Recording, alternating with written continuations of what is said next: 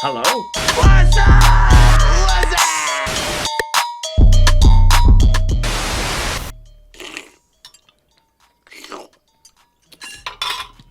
Hey, Carl, what's up?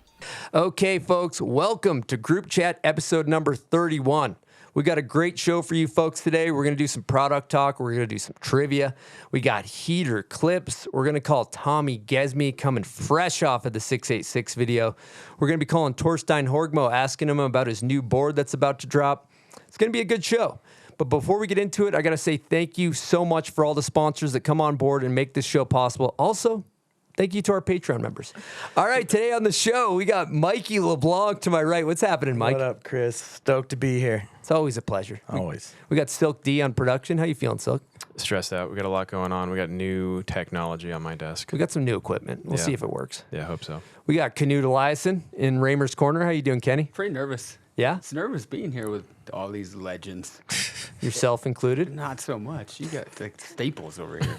And we got Billy Anderson. What's happening, Billy? Stoked to be here. Just flew in this morning. Love it. Thanks for flying in to do the show. It's a real treat.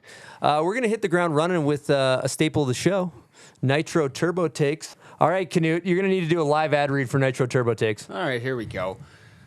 Nitro Turbo Takes, presented by Nitro Snowboard. Snowboard, Nitro.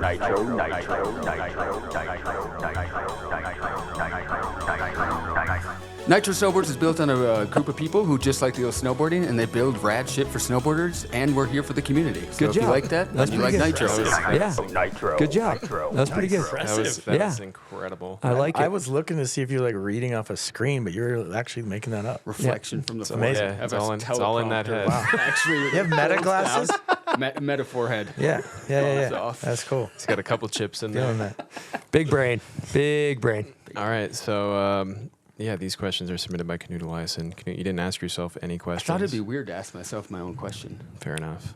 All right. Smart play. Yeah. All right, we're going to get into it. First question submitted by Knut Eliassen in studio right now. This is for everybody. Where's your first day on hill going to be? I'll jump in there. Trollhagen. I'm going there tomorrow. Oh, yeah? Bill? I think I'm heading to Mammoth over Thanksgiving. Whew. I've already had mine. Kitzsteinhorn, Austria. 7 days deep. Nice. Damn. Are you a day counter? No, just for the first 7 days. Okay. Sick. Definitely Brighton. I mean, that's the spot. I'll probably wait till they have 12 inches, and then I'll be there. Mid-January, you think? Yeah, Something like that? probably around then. Yeah. Whenever there's, over 12. We're good. All right. Next question. This one's for Billy. What is your favorite Volcom moment? Favorite?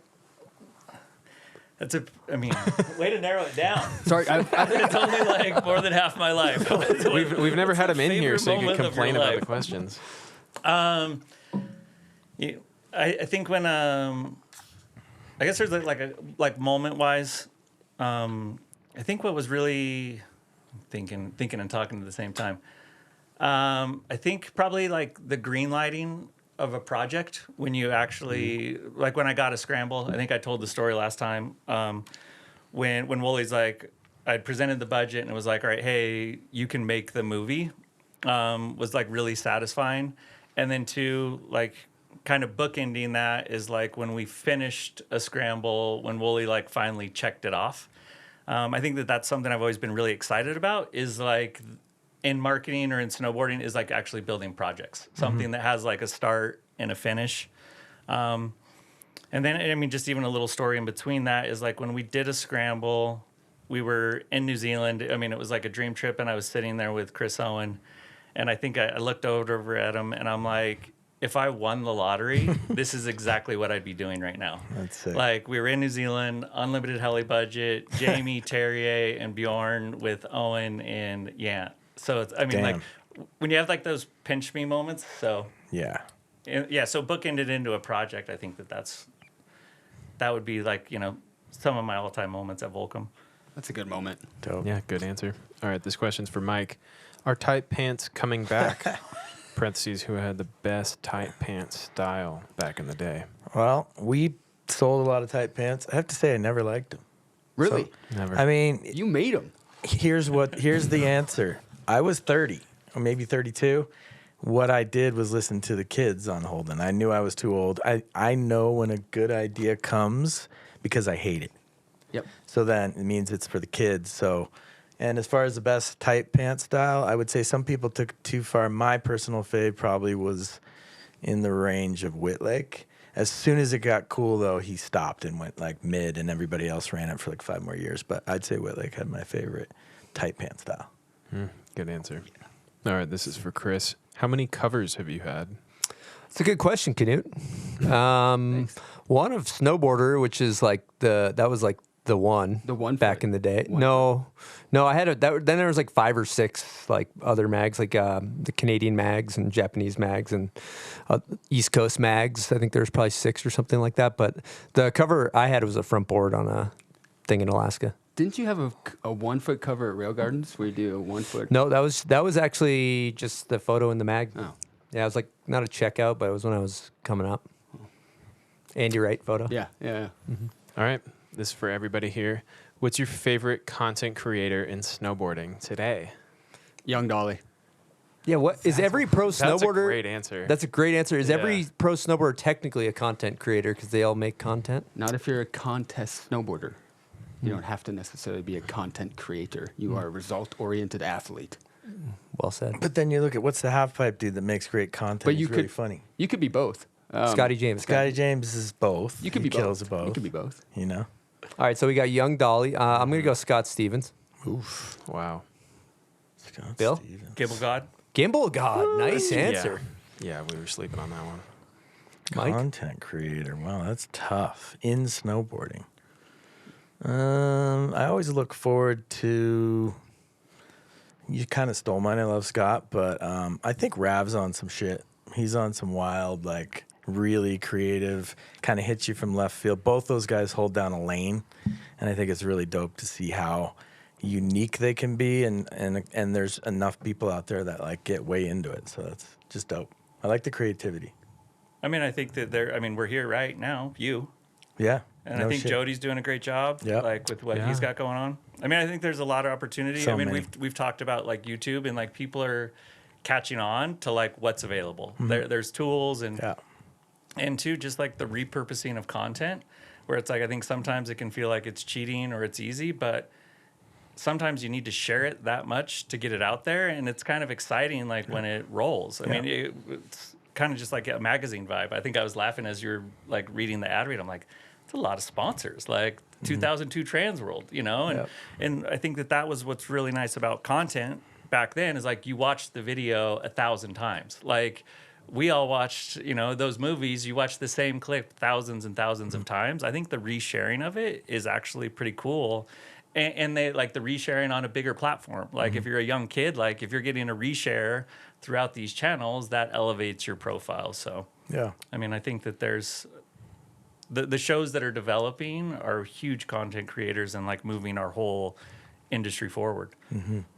And I think turbo takes should be fast, but like you said, the content stuff, all the dope videos and the dope pro snowboarders from back in the day, all were a part of like a content team where they had the filmer, there was a producer, there was the rider, the photographer, and they made dope stuff when they did it. They weren't just like, I'm just a pro snowboarder, I'm going to do these tricks. There was something around it that actually made it so they stuck out. For You know what I sure. mean? Just now, there's a name for it. It's kind of whack, but it is what it is. All right, moving on. Next question. We're going back to Billy for this one. What is a skill every marketer should learn? I mean, I think as a marketer, you kind of mentioned it, it's just like I think listening is probably the most important of just like, and then trust. You know, I think when you're part of a culture, if you're running around thinking you know everything, you know nothing. Totally. You know, it's just like it's like when Totally. it like what you said, it was just like totally clicked. So I think that's really important. Listening and trust. Like I was very lucky with everyone that I've worked with. You know, giving young people an opportunity to do what they love, you know, will only shine back on you. Yeah. Sorry, That's Billy, dope. I wasn't listening. What'd you say? Yeah. All right. He's old though, so it doesn't matter. He's not the kid. doesn't count. Spot on. Okay, Mike, this question's for you. Did you think you were going to land the triple backflip attempt in Revival? No, absolutely not. That was sheer sheer like defeat became a really fun moment when you build something and you're just like this looked good. We set it up for 4 hours. We built this quarter pipe, and there was no chance anybody was going to re-enter.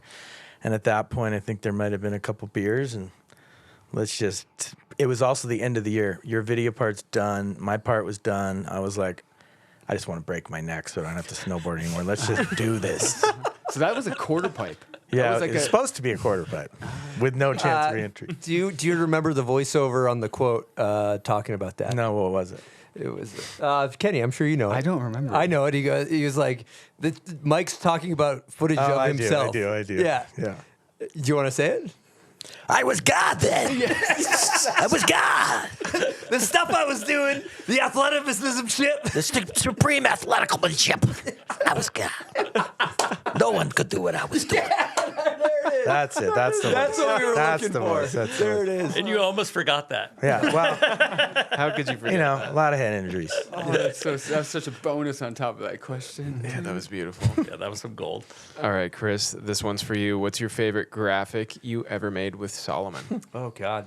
Probably the first one because it was the most exciting. It was a Solomon, like a salamander, or yeah, that's the thing it was supposed to Yeah. be, and it was on rollerblades taking a shit, and it was a pink, it was a pink graphic, but it was just so exciting that I had the opportunity to do it, and it was so surreal looking down at a snowboard where you drew the graphic, and it was things happened fast back then where it was like AM to like pretty short. I was just riding a board with my name on it, and I couldn't fucking believe it. And then I quickly became an entitled pro snowboarder, and that lost its. And I just started complaining like all of them do. That's good. It tracks. Did it sell good? It did sell, yeah. They sold a lot of them. Dude, like snowboarder products sell good. They do sell good. Even as much as people tell you they don't, they do sell good. They didn't have a rail specific board. This was like a jib board. Yeah. And all the boards were like all mountain and stuff. So I think it filled a nice void at the time. Yeah, crazy they didn't have one. Yeah. All right, this question's for everybody. Who has your favorite hand plant? Oof. Scott Blum. Yeah, that was going to be the top for everyone, I think. Andy Hetzel? Knut, who you got? Todd Richards, actually, because he can just chill. He just stalls out forever. Good answer. Yeah. Maybe not the nicest one, but he stays there the longest. It's A tough. different metric for Todd. It's tough. I mean, I would say just because I love watching him do the hand plant and how many he can do and how much enjoyment, it's got to be Pat Bridges for me. I was looking at old Just sick. Snowboarder Mag the other day, and he had street hand. He has like gnarly hand plants Yeah. at gnarly spots. Yeah. I was blown away actually. Yeah. Yeah. You can kind of do them all, and he just kind of rolls up and pops 10 off, and you're like, whoa, I did not expect that. Every time it just blows my Yeah, mind. because you would think the person should look pretty athletic. Yeah. You're sitting on their hands and you see Pat, you're like, no way, and he's just killing it. Yeah, he's slaying. All right, Silk, what else we got? Yeah, next question's for Billy. How would you define a snowboarder worth sponsoring? Sorry for all the hard-hitting questions, Billy. Really hitting him over the head. One more time? How would you define a snowboarder worth sponsoring? Yeah, I mean, it's just when snowboarding's like their main priority. I think if anything, when you look out for snowboarding, and if that's like all your eating and breathing, that's where all your passion is. It makes it pretty easy to take care of someone. Good work ethic, right? Hardworking, passionate, I would say that are the two cornerstones for it. Creativity, someone that's looking at things, through a different lens. I think everything is so manufactured through snowboard parks, or it's just like so easy that when someone can look and see something differently than the normal person is an added bonus. Yeah, I want to add to that question, if you don't mind. I love that. And then, how do you feel like that's all that stuff? And then do you weigh in like brand alignment? Like the brand tends to have like a DNA too. Depends on the size of the brand, but how do you kind of weigh that into the equation? You know what? Like for a long time, I thought that. Yeah. And, you know, kind of what broke the mold for me that kind of changed my perspective on it was breezy, you know? And I think that goes back to, like, what do you look for in a marketing, or like from a marketing standpoint, is that I really trusted Ryan Boyes on that one. Yeah. Where, like, breezy wasn't my first choice. Yeah. And I'm like, hey, this is your call. And he's like, yeah, he's our guy. Yeah. And it turned it out to be amazing, you know? And, and I think too, your brand is a reflection of your riders, and I think that's like something that I'm looking at through like a ton of different lenses right now.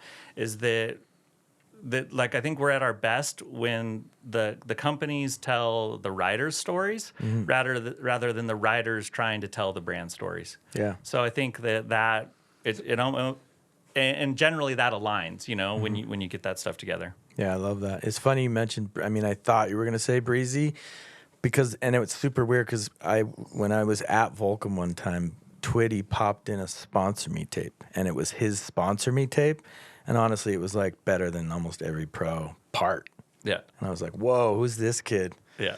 So that's sick. I love the sponsor me tape. Like I was just walking through the new office at Volcom. I'm sure we'll get to it. And like Seth's tape is still in with like this stack of VHS. And like the first day I walked by, I'm like, fuck yeah, there's Seth's sponsor me tape. It's like such a part of like the DNA in there. That's dope.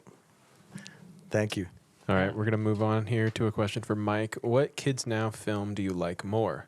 Love, Hate, or Burning Bridges? I like Love, Hate more. Probably just because it was the proof of concept. Like Burning Bridges, the crew was already kind of going. I like that question mark of Love, Hate. Like, can we pull this off? Like, we're putting a mix of all these different personalities, some very unknown riders. Like, Hebel told me about Cooley and Daryl. I had no idea. Like, I let Hebel be, I'm like, he's like, they're it. And I was like, sure enough, they rolled hard. And then didn't really know Forgash that well. I knew he wasn't good at snowboarding, but he showed up and fucking killed it. So I love Hate because it was more of a question mark and like it was more of an opportunity to like explore. Why'd you do it? Why'd you want to make a movie? Why? You know, timing There was no other projects for you personally. I could have filmed with Mac Dog. Whitey was kind of dipping out at that point.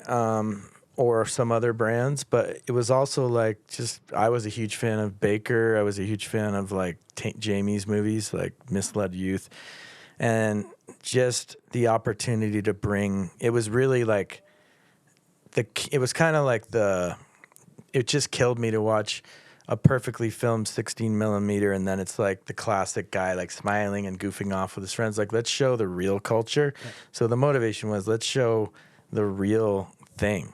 And it's not just like polished, like let's make it gritty and dirty and more like, so that was the motivation. Also to tell new stories. I think a lot of gatekeeping happens in professional snowboarding. So where's the opportunity to put Mark, Frank, and myself at the time and some other bigger names with these kids that no one fucking knows about, and let's blow them up. So that was another main reason. That was, you guys killed it. All right, we got one more question here for Turbo Takes. This is for everybody. What's your favorite thing about snowboarding? Watching your friends fall. Great answer. 100%. What the question was, what's the favorite thing about snowboarding? Yep. Okay. Go for it. Just sending it off a cliff into powder, straight up. I mean, even now, like as a shredding dad, like I love spending time with my girls riding on the hill because you get 100% of their attention. Yeah, that's amazing. Chairlift time. Very dope. Big time. Chris, what do you got? Just getting fired up.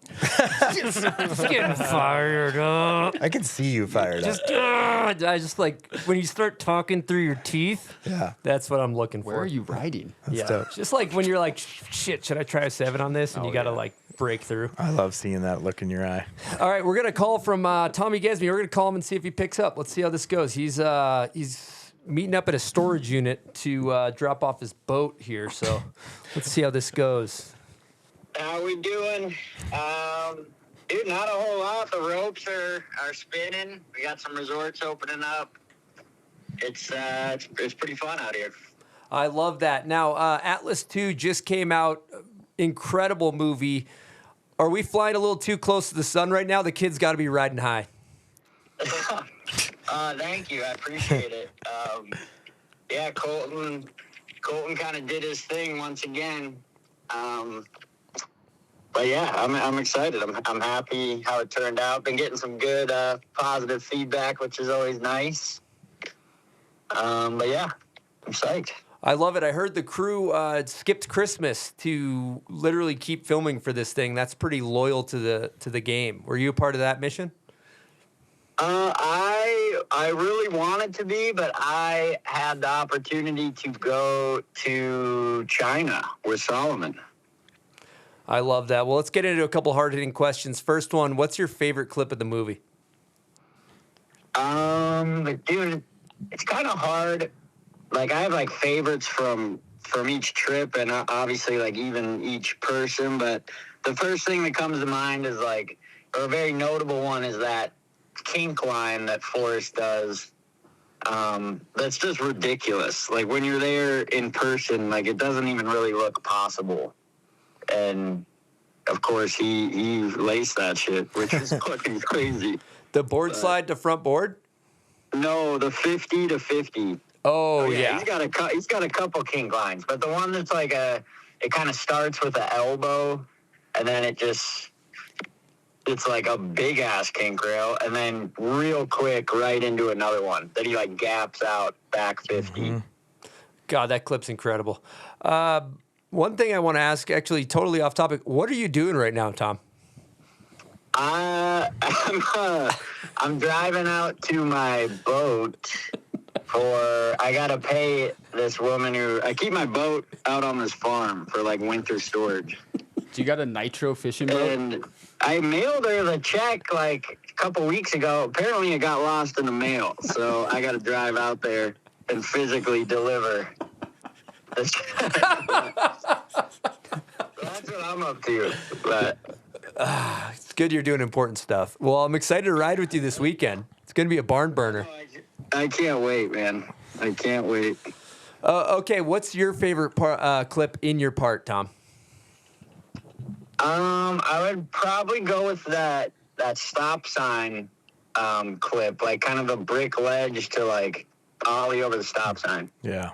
Clean opener. Yeah, it was cool. Like, there's a little backstory on that. We'd actually looked at that spot a couple years prior, but there was like this roof kind of awning that kind of overhanged right above the ledge. I think it was probably still doable, but that roof was like face level. So you maybe hit your face on this roof. And then sure enough, we go look at it when we were there, and for whatever reason, they took that roof out, which was cool. So kind of, Oh yeah. we had been there before. We were like wanted to do it, but it just didn't happen. And so it was cool to go back and be like, holy shit, let's do it. How long did that take? Was it an easy setup, kind of bang it out, or how was it a long mish? Yeah, it wasn't too bad. It was kind of a mission to like harvest snow. We were using some local trash bins to like farm some snow and then bring it over to the spot, I guess. Couple local bins. Yeah, a couple local bins. Actually, fun fact too, pretty sick. I think in Good Sport, there's kind of a intermission part. I think it's going into Derek's part, but there's this like character. He's like an old punk rocker, and he's like kind of drunk. He's talking to the camera. Like, this isn't Good Sport, but that is actually at that spot. Oh, sick. Where we saw that guy. And then I'm pretty sure we saw him again when we were there this year, or this past winter. Sorry if that's confusing, but No, anyway. makes sense. Totally. No, it's riveting. Yeah. It's riveting. I've been watching the video 4 times now. I'd say Cooper Whittier's part just keeps getting better. Good God, did you guys cook on that one? dude, fucking insane. Some of the shit he did too, like that super narrow, like white kink rail, really long down. Yeah. Like in an alley, rides out on bleachers. Like that spot was fucked. Yeah. I really so dangerous. Like I remember watching that, like, oh my God. And then sure enough, he did it real quick. Not a problem. Handled it. But yeah, that's another one that stands out for sure. Well, Tom, T-minus 24 hours. We're going to be on the ropes together. I'm excited for it.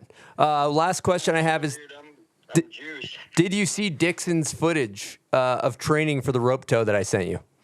I did, and I think it's going to help out a lot. Okay. I'm excited, man. Yeah, Troll got a new rope, too, so there's a spinning extra quick, which we love. It's not breaking down as much. It's a good time. All right, Tombo. Well, I'll see you tomorrow, and thanks for calling in, brother. Appreciate you. Yeah, of course. Thanks, guys. Yeah. Tommy. Later, Tom. One thing I always say, calling in, I literally call them. You didn't call me. He So, wanted thanks it, for though. calling in, He asked for it. even though I called you. He's amazing. He's such a cartoon character. He's literally a cartoon character. That's a fact. All right, this one here is a special one. This one's for all the writers out there trying to find your own way. We're shouting out Pacifico, the official beer of the podcast. Pacifico's been showing up in all the right places lately, okay? Whether it's the mountain or some newly discovered spot off the slope, Pacifico has been riding with those who are pushing beyond. When you've had a long day of getting out there with your friends and you're recapping the day, have a Pacifico. Us over here at the Bomb Hole will be a raisin one for you, too. So with that, bringing you a message from Pacifico to continue to find your own way. 21 plus, discover responsibly. Pacifico Clara beer, imported by Crown Imports, Chicago, Illinois. All right, we're going to talk about Arbor. I like what Arbor's got going on these days. They're doing big things. So Arbor has been making high-performance snowboards for nearly 30 years with a little thing called craftsmanship, and they do it with a conscience. These guys were on the sustainability tip long before it was cool, using real wood top sheets, eco-friendly materials, and giving a damn about the mountains and the planet. They're backed by one of the sickest teams out there. We're talking Jared Elston, a.k.a. Big Air Jer, Mary Francois, Red Gerard, who just won an X Games gold, Brian Iguchi, Danny Cass, and many others. Arbor Snowboarding is resetting the standard, blending high performance and sustainability with precision, power, and purpose. So whether you're straight lining like a psycho or going full dummy in the park, Arbor's got A-grade boards and bindings that you need to ride your best. So check out Arbor. They got a lot of cool stuff going on. All right, we're going to get into our next segment, which is Run Through a Wall Trivia. Can you cue the soundboard? All right, trivia. Here's the rules, guys. None of you have your buzzers out in front of you. That's going to be fun. Billy, yours is over your shoulder there. Mike, yours is over your right shoulder. Chris is going to be reading questions that he came up with probably while you guys were here, very last second. You're going to be buzzing if you want to answer. First person to buzz gets to answer. If you are wrong, we highly encourage you to do a spelling salt. If you get it right, then you get a point. When you buzz, he's going to stop reading the question. So you better know when you buzz. I'll be keeping score. I guess that's about it. Any questions? Sounds good. No, I can deliver salts with the RC dump truck as well. That's good. Seems you're getting good at this thing Yeah. now. Yeah. Let me just a lot dump of it. Go ahead. practice. Amazing. Dump it. Yeah. You mind if I dump this real There quick? you go, Bill. Is it the level of confidence you have in me? You're gonna be hitting a lot of salt. Yeah. You're Wow, gonna he's need gonna a be lot terrible. of salt. 25 misanswers. All right. I feel like this is a pretty good round of Run Through Wall Trivia. I'll just put the whole bin in there, and somebody can get sorted. I think we got good questions. I actually think Knut is a bit of a wizard, so I don't think you guys have a chance, to be honest. God. But What happens if we lose? Knut dominated last time you did this. Oh, yeah, true. Oh, fuck. Nothing happens if you lose, but if you win, you get this trophy. Sick. See it? Coming for that. Run Through a Wall Trivia. Right. We got trophies now. We're getting Let's better. go. All right. First question is, here we go.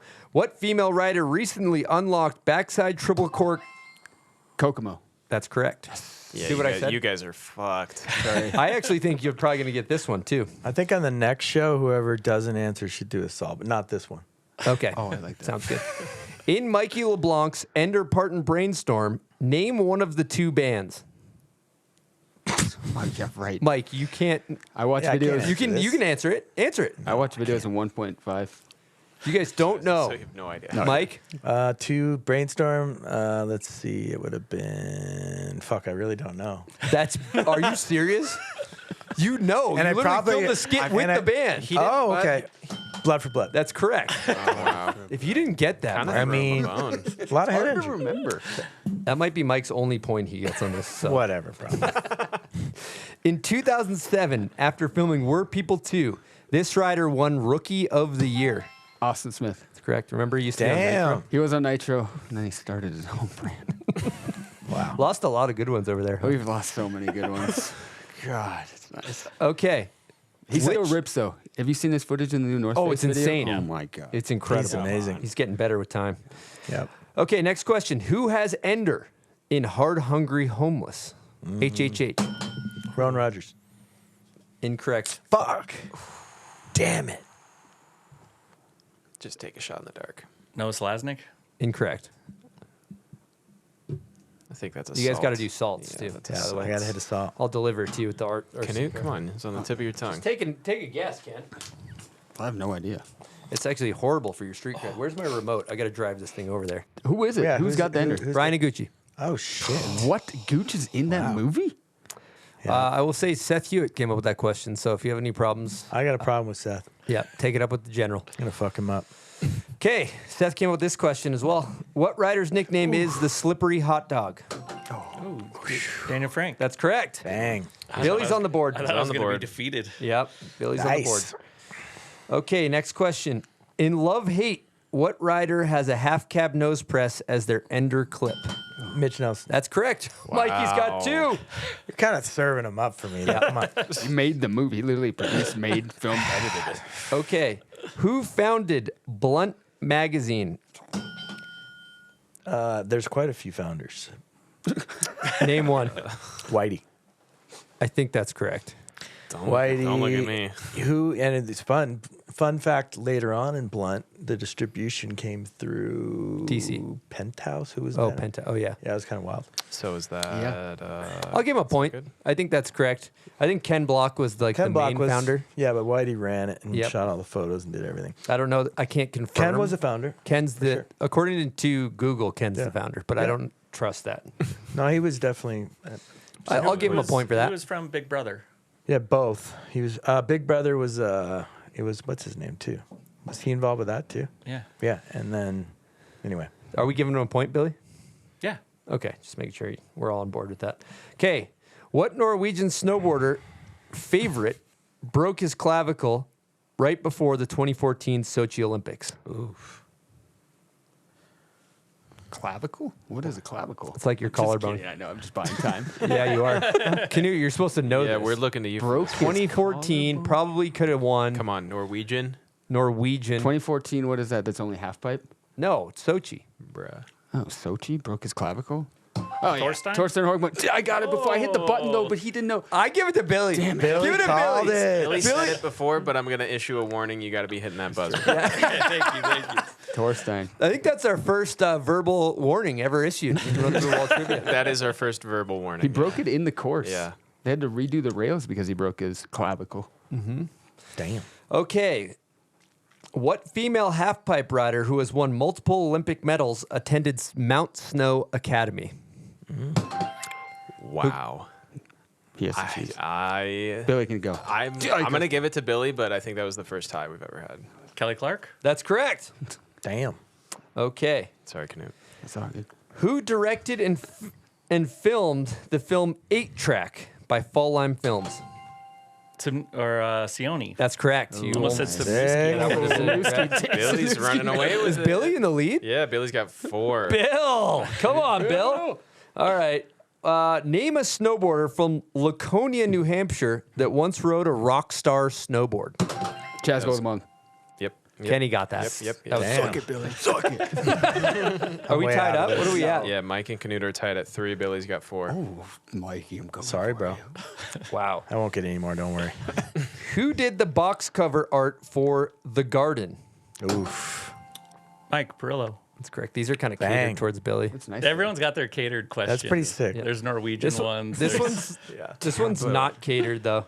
It's very random. The Timberline Lodge was the set for what iconic?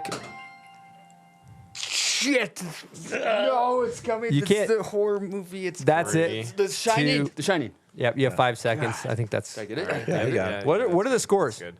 We got Mike with 3, Knut with 4. Billy has 5. What? He just keeps going. Dang. Yeah, he keeps Damn, going Billy.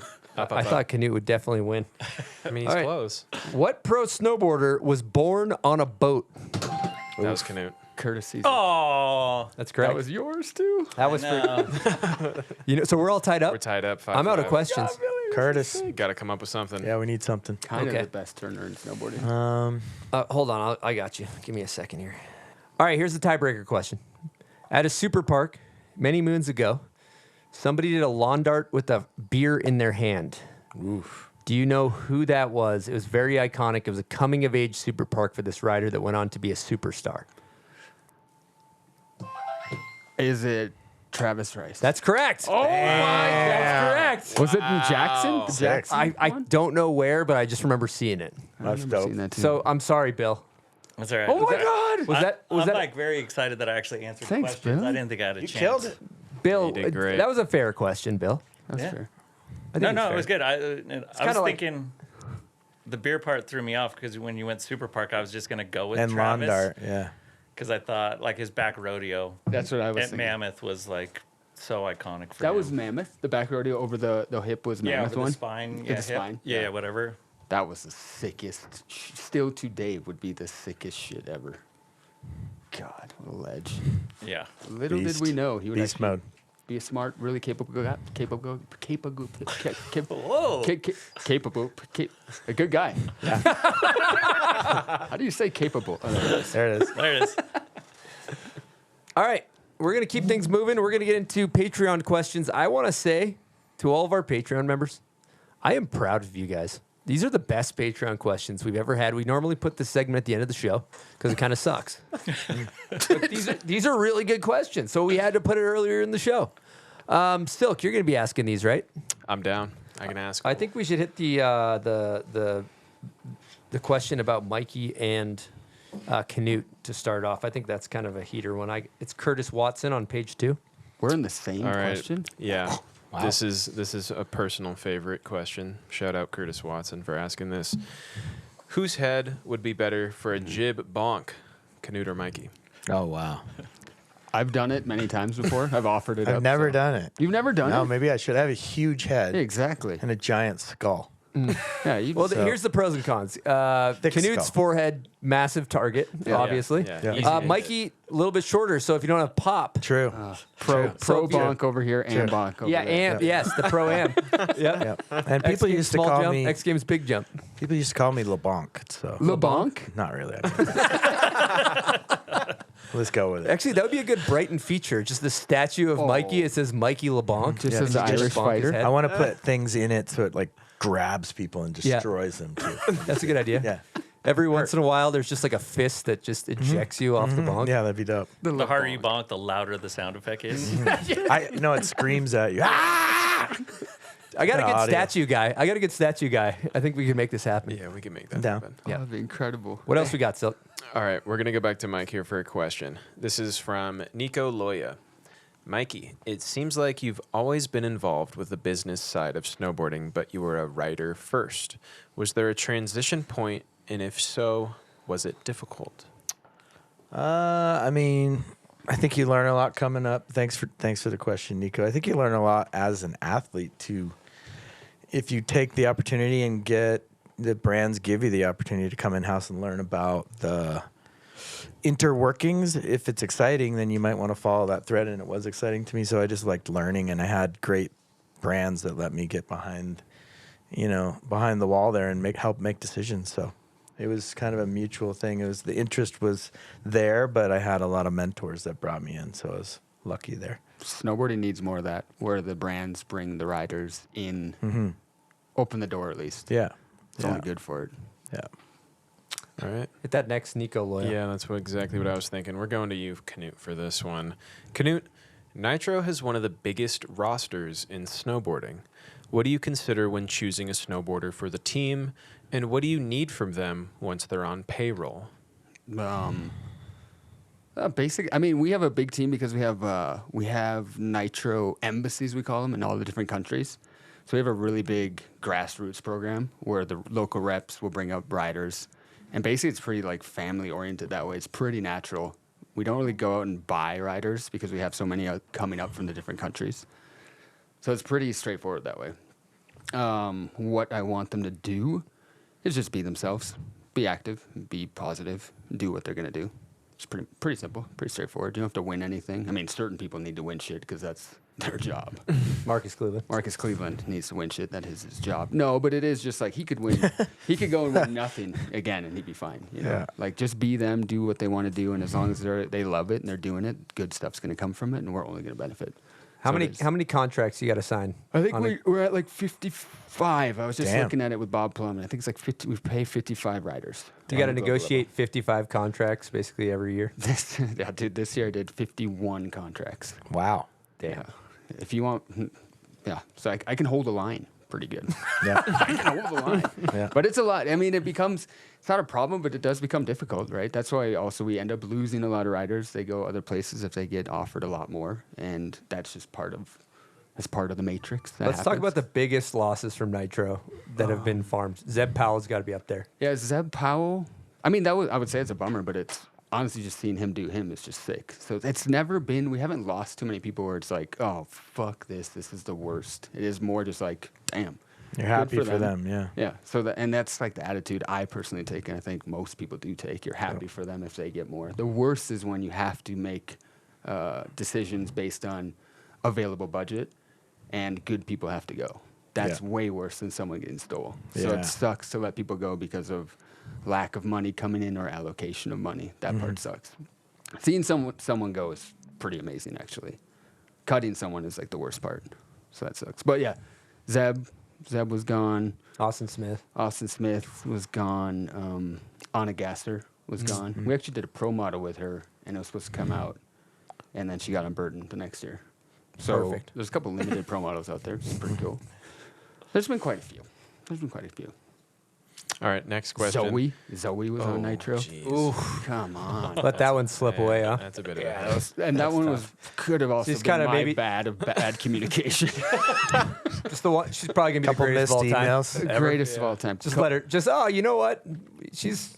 Let her go. Sucks. It's Yeah. fine. And I've had a lot of misses where like people have come like, hey, this person is like would love to ride for Nitro, and I'll be like, yeah, we're pretty full right now. It's all good. Kokomo was one of those a couple years ago. That hurts. Yeah, you're just like, yeah, we're good. We have a good team, and just you see her just flying. That's worse than seeing someone let go. You had the opportunity. You passed. You passed. passed. Sage Kotzenberg right before the Olympics. I literally. He has no chance. That was a tough one for me to go into the sales meeting the next year. The whole company standing there just like, what happened with Sage? Hey, I didn't see it going that way, man. Yeah. No, but that was sick. But yeah, definitely missed that one. That Wheaties box could have been a Nitro box. Apo Snowboard's got a lot of love. Yeah, thanks, Apo. Also, I think he put him out of business. Royalty checks, baby. Yeah. All right, this next question is from Carpe Diem. For those of you that live and breathe snowboarding, do you ever find yourself getting burned out by it? Do you ever wake up at 6 a.m. and not get excited to shred, or is the stoke always there? Stoke is always there. You never fucking take it for granted. You fucking get it while you can. All day. That sounded sarcastic. Yeah, dude. If you work in snowboarding, you wake up to 35 messages in the morning. Anxiety is running through your brain, and all you're thinking about is, don't lose this opportunity. Don't blow it. Don't blow it. You're living the Don't best lose life. another Sage. Yeah. No, it's hard. It's like regular life. It goes up and down. You're hyped, and then sometimes you're stressed, and you're hyped, and sometimes you're stressed. Yeah. I mean, it evolves so much throughout a lifetime. I mean, it's just like, for me, it was like the burnout of a pro career was real, right? And then but you're still passionate about snowboarding. And then you find it again, like you're riding for different reasons. And I mean, I think it was crazy. Like this last season, when I was working in golf, it was the least I'd ever snowboarded in my life. And then I went to Mammoth in the springtime when it was like essentially the worst. You're down to like one run, and I rode every single day. Like we'd get up, we could go snowboard, and then we were working on the skate park. And like if you're really passionate about it, it keeps evolving. It's never the same. So it's like you think you might burn out on it, but then you find a new avenue. And I mean, that keeps going on for ever and ever. And I mean, I think just everyone that's having kids, like what's ahead of you, and then what I see on Instagram, like it never stops evolving. So you stick with it, it never stops. No, I agree. Mikey, still gonna jump down some stairs? Or? I mean, I've had my ups and downs with it over the years. It's like coming into the sport, nothing but love. It's honestly all I cared about, and then becoming a pro, and then like Billy said, there's a real burnout at the end when you're kind of ready to hang it up. I was just ready to hang it up. I'm like, cool, I want to, and I essentially took 10 years off. Didn't really even. I mean, I rode with Shane in powder. That's it. So now I'm back, and it's just. I'm picky. The way I like to roll is I only go when it's what I want to ride. And so it's just, yeah, the passion should just be real. It's like, don't force it. If you feel it, do it. And right now what I feel is riding Brighton with Boggs. And it's never on a pow day. And you never feel bad snowboarding. No, like you're it's always fucking hyped awesome. you went up and did it. There's Yeah. never, I mean, you might catch your edge, break your collarbone. That day sucks. But normally you leave and you're like, that was the best. My day Yeah. is good. Yeah. You never lose it. Yeah. I'll jump in too because I'm flying to Wisconsin this weekend to literally. It's Friday. I'm flying out on a Friday. I'm flying back on a Sunday. I'm gonna do 7,000 rope tow laps because I fucking love it. It's like a mental health trip. It's Yeah. just like we talk about snowboarding all day. My wife gave me the green light. I'm gonna go fucking fill my cup and come back here and then just banter on the mic about snowboarding. Yeah. It's incredible. But how sick is that? Like your weekend boys trip as a Yeah. professional snowboarder is to go to Wisconsin and rip a rope tow. leave Like, that's Utah to go fucking to dope. Wisconsin. Like, It is. Yeah, yeah, like- that's all I want to do. I just want to go slide a bunch of rails and take a million laps and get all hyped and friggin' try a 270. It's Yep. like, That's dope. chairlift's too slow sometimes. Yeah. All right, Love this it. question's for Mike. This is from Buck90. Mikey, what is the secret to your knees of steel? I mean, there's one thing I would guess I would say is I picked snowboarding as the one thing that beats me up. So everything else I do is restorative. I don't like go running. I think running's bad for you. Sorry, runners. And I just restore. It's walking, eating healthy, and also just being short. I think that helps. So Going fast yeah. up the tall stairs. people, you're done. Yeah, going fast. You've Yeah. never had I like that Snacks McNally. That's exactly where I was headed. Thank you, Chris. Knock on wood. Yeah, Snacks McNally. Good question. From a marketing perspective, how much should a brand focus on the general population versus the core? There are people who snowboard and there are snowboarders. There's a big difference between the two. How have you found that balance with your companies that you represent? I played the fifth. I mean, I think like as an industry, we're still trying to figure it out. That, I mean, we were kind of just talking about marketing like before the show started, and there's like a branding element and a sell-through element, and they both really support each other. So I don't think that there's a clear answer. And I mean, there was a time at Burton where our sell-through goals were like so important. It's like we just put Danny and Mark in one kit. They had to wear the same thing the entire year, and we were going to sell a ton of it in big box. And then immediately after that, it's just like, how come no one's wearing AK stuff? Like the branding stuff. So I think that pendulum will always swing. But I mean, it is interesting where it's like if you could quantify like how many kids are actually riding in the streets on, a holiday weekend compared to how many people are across all the resorts, I mean, Mammoth, a busy weekend, there'll be 16,000 people on one hill where it's just like, God, is that how many people are in the streets like at the same time? So Definitely not. yeah, I mean, and I think that's something that makes marketing, it's never a playbook. It's always evolving. But I think too, like the core transcends into the mainstream, like the love and the passion, and people want to aspire to that. So, I mean, that's what aspirational marketing is, right? Put something that people aspire to. I think a lot of it's changed with social media. It's hard to aspire something when your feed's just clogged with so much bullshit all the time. It's really hard for that stuff to stick. But I mean, we're in an evolving world, and there'll never be an answer that's right or wrong. I think it's also agree 100% with what he said, but in today's world, I think it's also to hit the mass market. It's like there's so many ways to do it with all the different platforms now, but snowboarding is like an experience. It's something people do to get free, no matter what they do. Maybe they love hitting rails, maybe they love Scott Stevens, maybe they just love putting on crazy clothes and going with their friends and just drinking beers and sliding down the hill.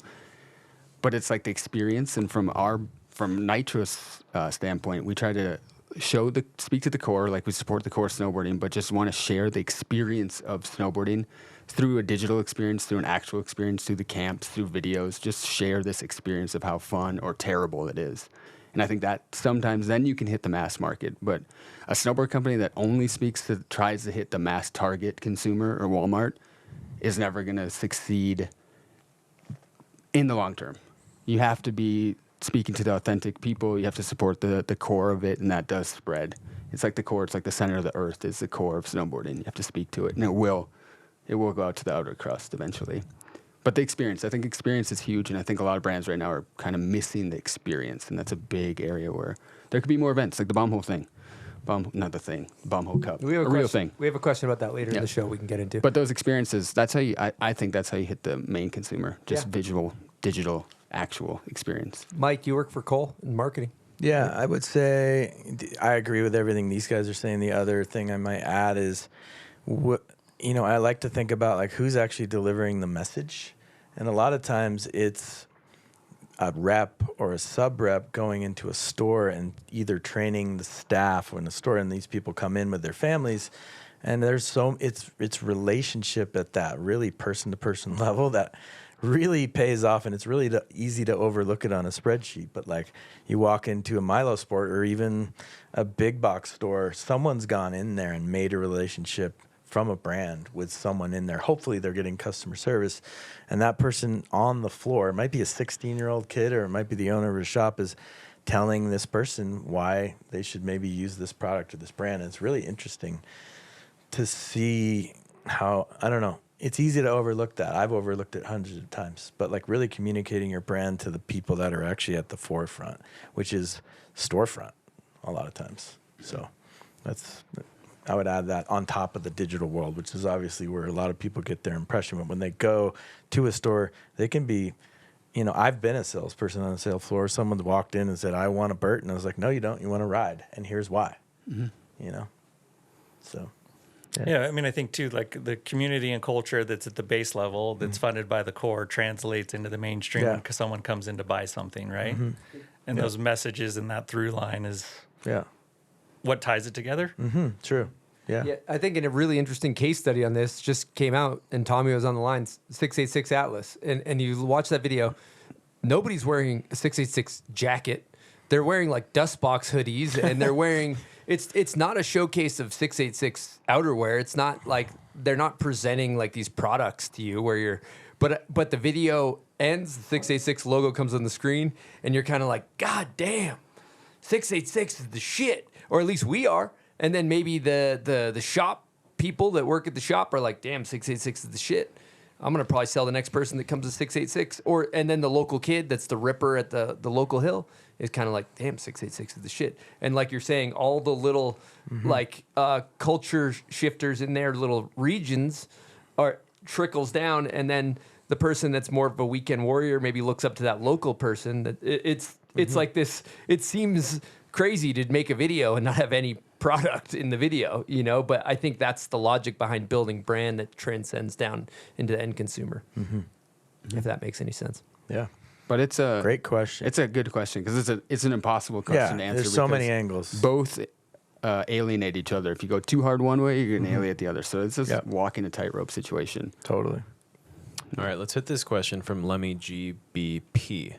Why has running a contest series come so out of style for brands? I think it was. I think what happened was the digital world came in, and that was an easier use of money for a lot of marketer people and brands. So you'd be like, "Oh, we're doing these contests, peanut butter jelly rail jam, amazing stuff," and all this stuff is happening. And then you have social media, and this is like such an easy avenue to hit a bunch of people. Doesn't take manpower. There's one person doing it. It's just an easier thing. So then I think the events and stuff got left behind, which I think a lot of brands now see as a void that's starting to get filled again. That's why I think. Yeah, I mean, the events are just like culture centers, right? Where it's like everyone could come together. I mean, I think one of the biggest compliments that we were seeing is that we'd hear that, kids were putting peanut butter rail jam on their resume to ride for other companies, that those hubs. And when Twitty and I built Peanut Butter and Rail Jam, like it was very strategic to make it inclusive for everyone. Like there was like 2 kind of meaty rails, and then there was like 1 mailbox that anyone could ride up onto. And it's just like if you're a kid, you could come, you could hit the box, you got your T-shirt, you got your pack, and you're like, I competed in Peanut Butter Rail Jam. You could tell all your friends, and I think that. Yeah, like you're saying too, like when budget comes, like events are expensive and they're a lot of work. But I also think about it too, is just like we've really relied on the company to host these events, and there's a lot of stuff that you can do in your community on your own. Mm-hmm. I mean, like JLA Bank Slalom or Bombhole Cup, like these are things that, we're doing on our own. I mean, we have great partners. Like what Mammoth does for us is phenomenal. And, But every year it gets to the point where it's like so much work where I'm like, we're just never doing this again. Like it's just too much. Yeah. And then you get there and you build the course, and all the park staff at Mammoth, like building the course is one of my favorite parts, where it's just like, it's the boys, we set it up and you get a couple practice. All right, it flows. And then everyone shows up and you do the signups and you welcome everyone. And then you do the awards and just like everyone's hyped. And then like you're shaking everyone's hand and everyone's thanking you. And it's like 100% we're doing this next year. There's like, how could I have ever thought that we'd never do it again? Yeah. And it becomes like a very personal connection, and to get it to turn it into something like that, you see the value in community because it is that powerful, and it is rewarding. I think sometimes it's hard to rely on companies to allocate budgets because, there's a lot of red flags in it, but it's all about the feeling and the connection that doesn't translate to a spreadsheet. Mm-hmm. It doesn't, but it's totally worth the return. It's a non-tangible. It's a non-tangible. It's a non-tangible, but it's worth it. And I think it is worth it for building the brand in the long run. And we do it at a big event. It's exactly like you said, every year. We're never doing this again. As soon as it's over, can't wait till next year. Yep. And that's like the cyclical thing of it. But there's a lot of hurdles. You need certificate of insurance. You need to pay a site fee. You need to pay personnel to be there. You're buying plane tickets. You're getting rentals. You're like, there's lift tickets. There's like all these. Then you need a prize purse. Like for us, we do a live stream. That's a really expensive thing. So like for all of these like moving parts, like our timing team, I think is like $4,000 for Bombhole Cup, $5,000. So there too. And then there's just like all the volunteers. Yeah. Like I mean, it's insane how events run on volunteers, and like the crew that we have that come back like year after year with huge smiles, and I'm just like, God, it's just so much work. Yeah. Where do you and it's like. Sometimes it's hard to see the enjoyment unless you're directly feeling it, So yeah, I'm very thankful for everyone that volunteers and contributes to that, and it translates. We found a loophole with Nitro. We do this thing called the Good Times Camp. We've done it for 10 years now, and it's not a contest. It's just like you can do a week or a long weekend in Austria, and we get over 150 people who come, and there's been people coming 10 years in a row. And it's a pain in the ass. Like, we spend so much money on it, and at the end, I get the bill, and you're just like, was that worth it? But all the people together, they go home, tell all their friends, and it's the best. The real experience is the greatest, most valuable thing that you can provide, but it is hard to do it on a big level. And I think people are starting to realize that that's what we're missing. Yeah. And Goon Jam is a good Lucas loads up a van. Oh, so sick. Drives all across the country, does these little pop-up events everywhere. Goon Jam, if you guys have a chance, check out Goon Jam in your local area. It's probably coming somewhere near you. And it doesn't have to be a big thing. Like, it could just be you get 2 of your friends and you're like, today we're doing this event at our local hill. Yeah. If a couple kids come and they'll snowball, don't be afraid that you have to do it perfect. Just go out and try to do it. Yeah, like Nye and Ilfa's Alien Invitational, it was like probably 100 kids showed up over time, and they just paint signs in the backyard, go up there, tell everybody to be there, and bam, we're fly doing off it. a hit. We're doing it. It's so sick. Yeah. Yeah. All right. This question's from AA Same Way. Knut, I'm stoked to see all the major brands, including Nitro, support and market incredible snowboarding in the streets as well as backcountry park shredding. Do you see a market for the backcountry splitboarder? I feel like major brands are missing this market and community. I think this is a faster growing market than most brands realize due to the traffic and crowds at resorts these days. Send me your sponsor me tape. I'll put you on the team. Just get you walking. No, but thanks for the question. I mean, it sounds like you're fishing for some free gear. I'll give it to you. No, there's for sure space in the splitboarding. I think what happened was during COVID, pretty much every brand went all in on splitboarding gear, and we overproduced everything. And then everyone who wanted a splitboard got a splitboard. And splitboards are built to last, and most people don't use splitboards. A new one every year, right? So then the demand for it kind of disappeared, but the demand in the community is there. And I think almost all snowboard companies still offer splitboarding gear, just a smaller selection. And because the demand has gone, the companies have reshifted the focus back to like free riding and freestyle snowboarding away from splitboarding. But it's still there. It'll come back again soon. And the companies will be all gung-ho about it again soon, which is sick, but it's there. Griffin Siebert just made a new alternator splitboard, so we are invested in it. Damn. It's happening. Love Griff. Product plug. All right, this question is from Cake Pound Crew. What's one pet peeve each of you has within the snowboarding world right now? I'll jump in there. You know what I think? Everybody out here is just trying to do something cool. Like every brand, whatever it is, you're just like, we're all just trying to make something cool. Whether it's a podcast or a board company or a hat company or an outerwear company or whatever it is, everybody's just doing their best to make something cool. All for it to just get fucking destroyed on the internet. You know, that's it. That's my only rant. It's a true rant. It's facts. I don't got really any pet peeves right now, honestly. Oh yeah, I got one.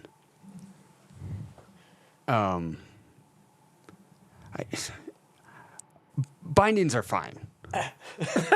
Like a binding, like it's like it is so sick that there's innovation is amazing. It's the best. It's amazing, but the innovation is great. But don't let the marketing people, like myself included, tell you otherwise. Try whatever you like and use whatever you like. A strap binding is fine. A step-on is fine. The phase is fine. But don't let any of us tell you what one is better than the other. That kind of pisses me off. What are you trying to say? No, just that there's so much attention on a binding. It'd be like in skateboarding right now that if like, imagine if the biggest, coolest thing in skating was the trucks. That's what everyone's talking about. It's different, though. Yeah, but at least there's something to talk about. Which is good. point, Bill. Which is good. I'm not saying it's bad. I'm saying it's a good thing, but I'm just a pet peeve is like the bindings is such a hot topic, and there's so much more amazing stuff going out there that's happening. There's so many. Side cuts? You like more into side cuts? Nah, just enjoy snowboarding. Don't make it all about the connection. Well, I think, too, everyone's so worried about fixing everything or what's wrong or what's changed or what's different. And it's just like, man, if everyone just tries their best and just like, hey, we got a North Star. This is super fun. Like, kind of cut the shit and just do what we're good at. Like, I think we're distracting ourselves. And, like, I don't like that the bindings has created like a vice in the snowboard industry where the brands are kind of against each other.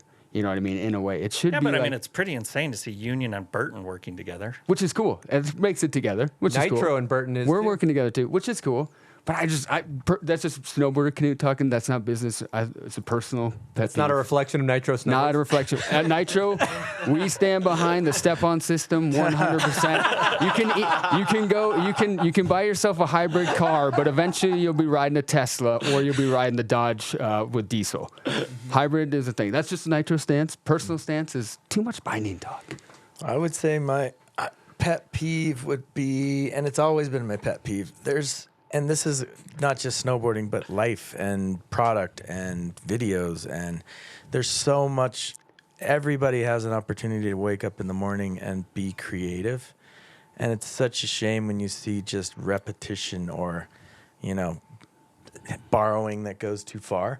I think there's just so much opportunity for creativity. So like, I read a quote from Alexander McQueen. They asked him about his design process and what brands he looks at. He's like, I don't look at any brands.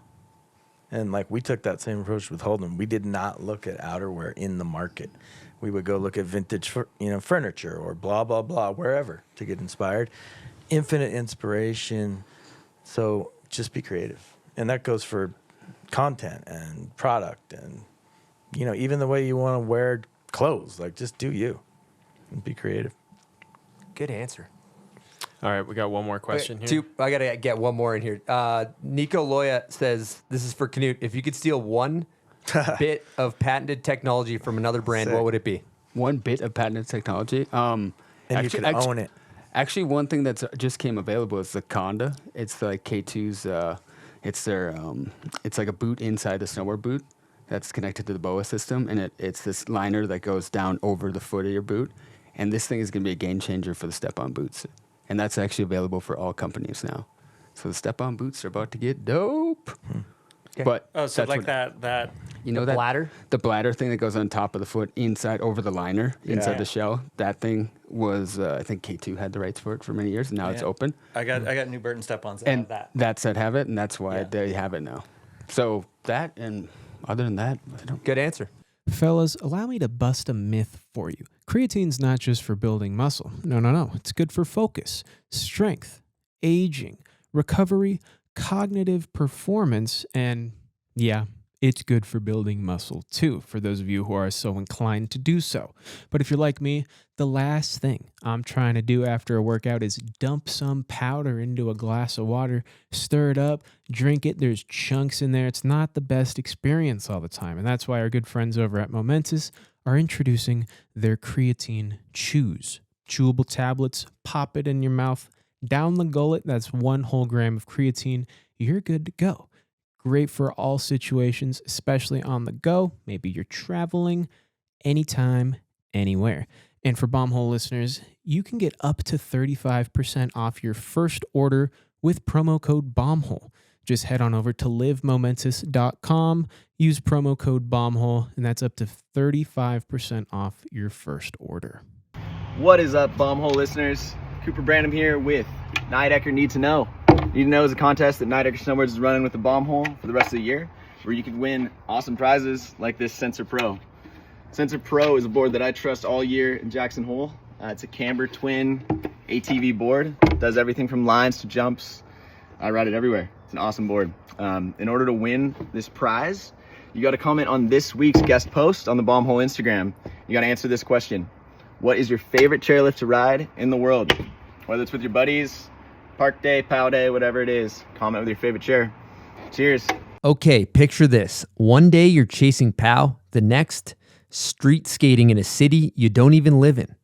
Whatever your vibe is, chill, bold, classic, wild, Cole makes headwear that adapts because style's not a fixed thing.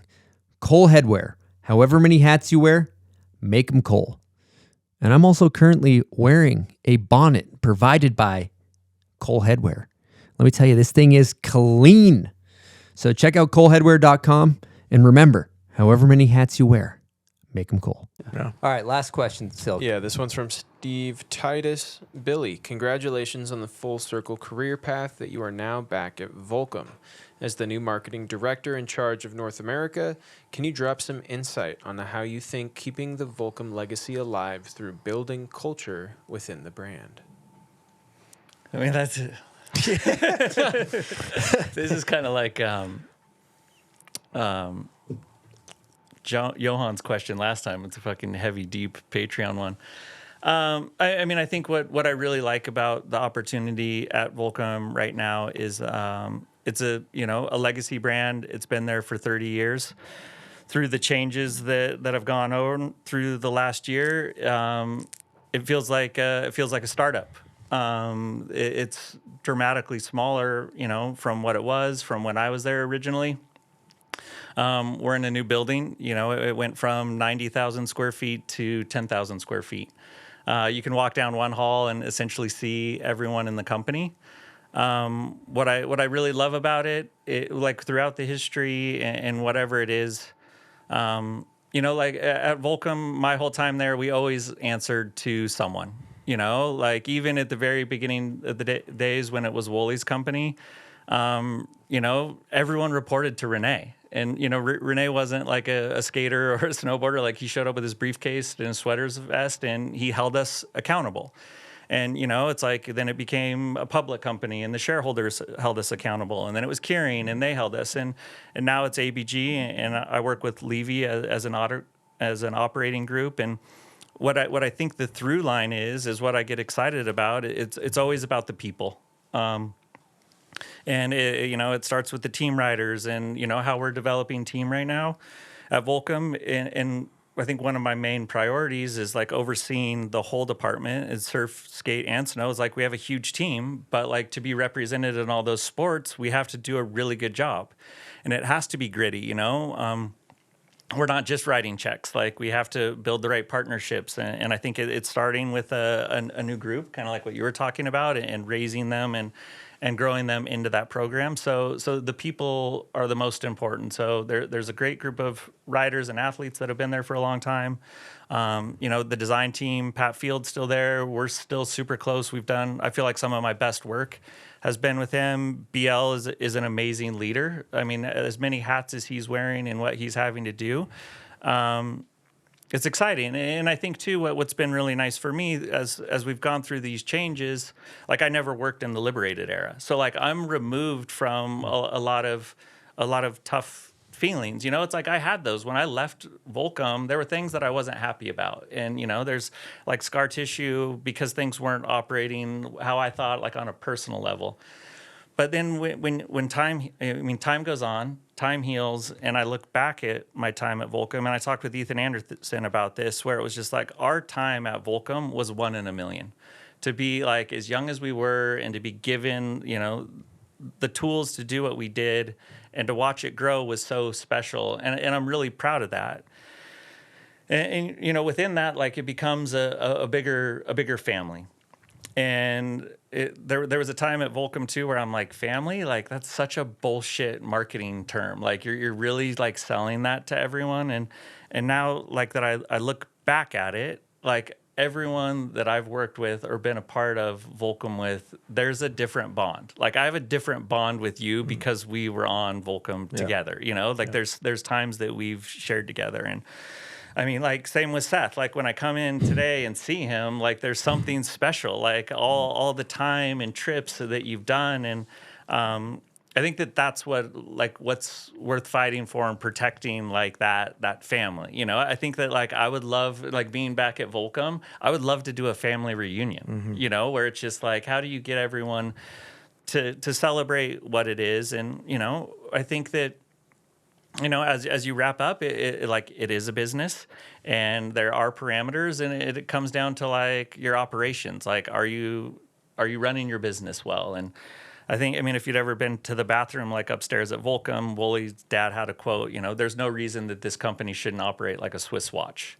And you think about that as like how do you operate the most efficiently? And that's managing your calendars, your budgets, and it's doing a lot of the small things really well, you know, and as we're evolving, like I'm inspired by BL and his work and his effort and his passion of like figuring out new ways to like work with operators and put in the time. Like, I mean, I've been there a handful of weeks. Like I can see the challenges. Like Volcom isn't going to be what it was 20 years ago at the first of the year, you know, and there's a lot of phone calls that I'm having with athletes that have ridden for Volcom that I want to ride for Volcom, but you know, there's insecurities. Like you have to build that trust back. And that's what I love doing. It's like those personal connections, building that trust, listening and translating through the company is essentially what my goals are going forward. So on our show, well, first of all, what's your title? What's your position there? I'm the marketing director. Marketing director. Okay. So that's incredible. I'm hyped you got that job. And on our show, several people come in here, I'd say displayed some unhappiness about like some of the changes that happened at Volcom. Did they bring you in to try to kind of turn things around in that department? I don't think that was. I don't think there was ever a damage control. It wasn't, okay, like, you know. Yeah. I mean, I think that like maybe it just felt like Volcom maybe lost sight of things for a little bit. From my perspective, I'm just speaking candidly. Yeah. No. I mean, it's like any brand that goes through it, like, I mean, I think that there was a sport, like a point in action sports where it was just like a race to be $1 billion company, you know, and it was just like Quicksilver was right there. And then like, I think, you know, Volcom was huge where it was just like everyone were chasing those markets. And, you know, it's just like, how do you, you know, branch out of action sports, you know? And I think that it's natural steps of business, and a lot of people like make them. And then too, there's just peaks and valleys and trends. Like where the world has changed so dramatically, you know, in the 20 years. I mean, like, you think of like 2008, like COVID, there's been all of these like financially challenging times that make it really hard to operate businesses. And then when you get to a certain scale, and I mean, there was, what's the quote? Like, you know, if you're not growing, you're dying. I used to think that was like bullshit, but it's just like, you have to do it. Like you're protecting the people that work there. Like you want to make sure that you're providing a better life for them. And that comes in the way of like raises, and then they need help, and you want to build additional teams. Like there's peaks and valleys in it all, and it's never easy. You know, it's like, I mean, I don't know if there's one company that's just like, yeah, we're just still crushing it. Never had a bad day. Everyone shows up smiling. Like we've never had any challenges. So I hope that we're kind of like, you know, like, I don't want to say like reaching the bottom, but a place where everyone's really focused on like core values. And I think that everyone's doing that, you know. I know that at Volcom, we're very committed to like surf, skate, and snow, which is really nice. And I'm really excited about being there and fostering that and building communities and, you know, building budget that support our reps out. I mean, when you said that earlier of just like that core connection at the floor, and when you see it too of how many reps are out there pounding the pavement right now, doing clinic after clinic with passion and energy, like those are all things that people are doing. And I think we're in a good spot. Like it's never going to be easy, but we keep fighting and, you know, hope for the best, staying positive, right? I think that's like a pet peeve. It's just like, hey, let's just chill on the negativity. Mm-hmm. Like I think that like as an industry too, like if we're all supporting each other, you know, rising tides, rise all boats. Rise all boats. Yeah, exactly. Where it's like, I mean, I think about like the trade shows or my early days, like when you went to ASR, it was like a party and everyone was supporting each other. And, you know, like my first time at Volcom, like I had a travel budget, but like I had like plane tickets where I went, and then I would stay like at other team houses, like on the floor. And it was just like, we were really one industry and one culture. And as we've grown, we've gotten a little bit more competitive. Bindings.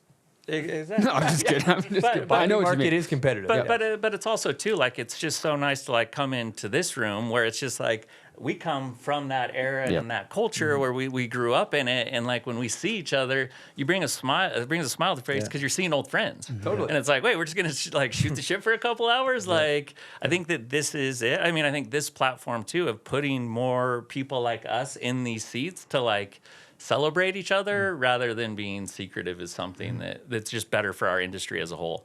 100%. I'm hyped on when I heard that when I saw that you were coming back to Volcom, like my personal inner snowboard Knut was just like, that's sick.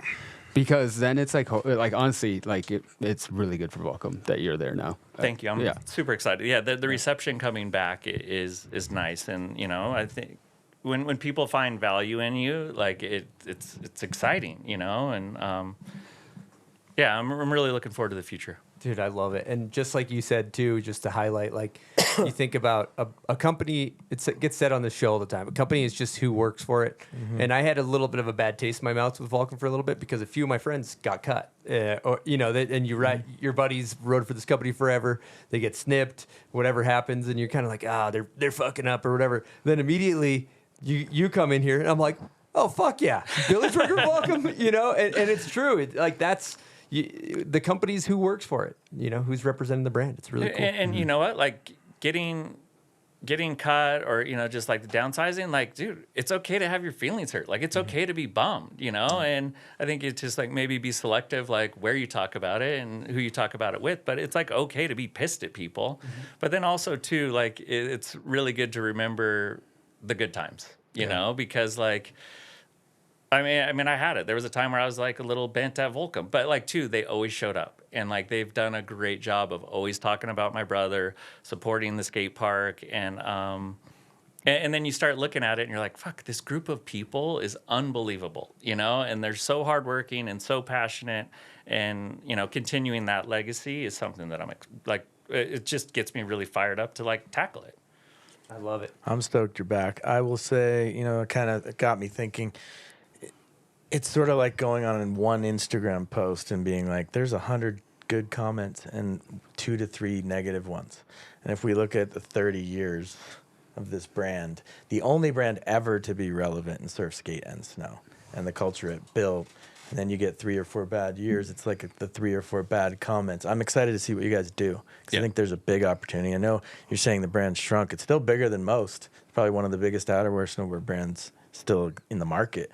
So there's a big opportunity. Just stoked to see what you do and that you're back. Thank you. Yeah. It's fun to, like, we sat in like the first like outerwear viewing for 26, 27.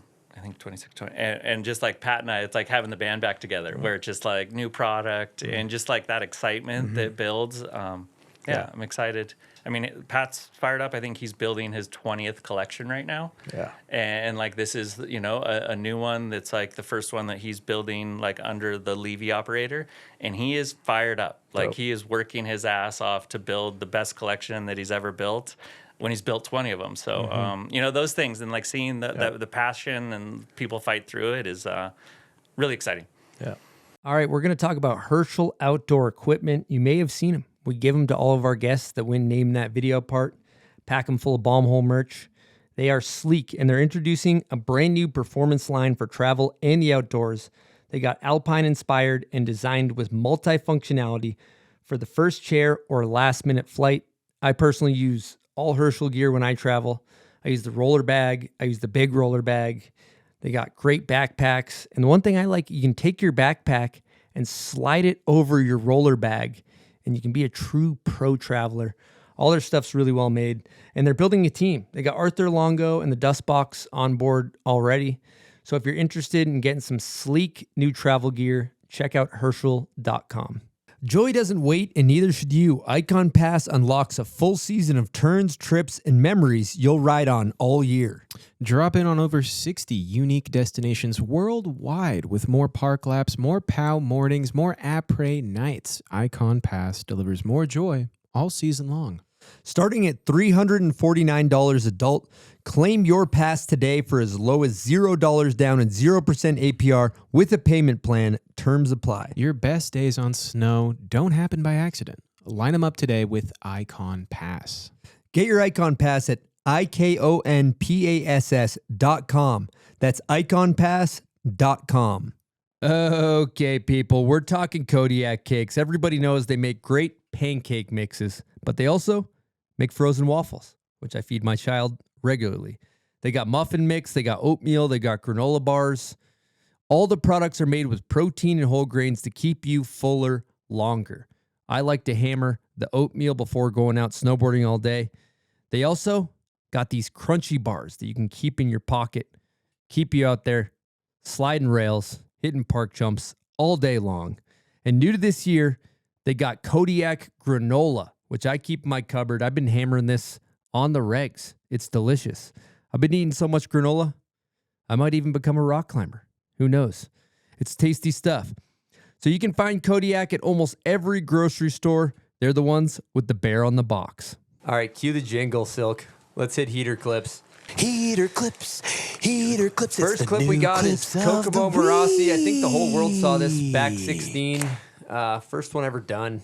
Absolutely laced it. This is going to be a problem in women's big air contests going into the Olympics. It's not a problem. It's a solution. It's a solution, Ken? She's the solution. Over under on her winning Olympics this year. I would say 99% going to win in big air. In big air? Yep. Because also she has a front 14 in addition to this that I almost like better than the back 16. The back 16's pretty incredible.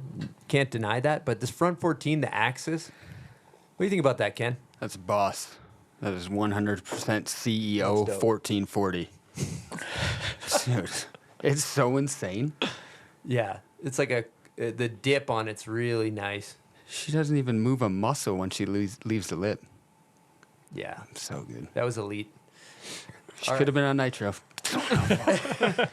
All right, the next clip we got is from Tour Gear. This is one of my favorite clips that's come out this winter. He does a cab 9, and this is a true master of their craft.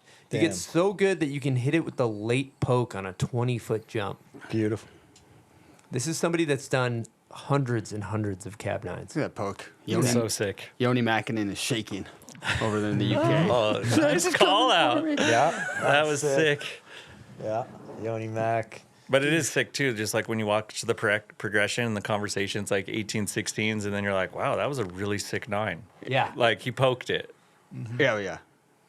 Just freaking yoinked her. He's so good.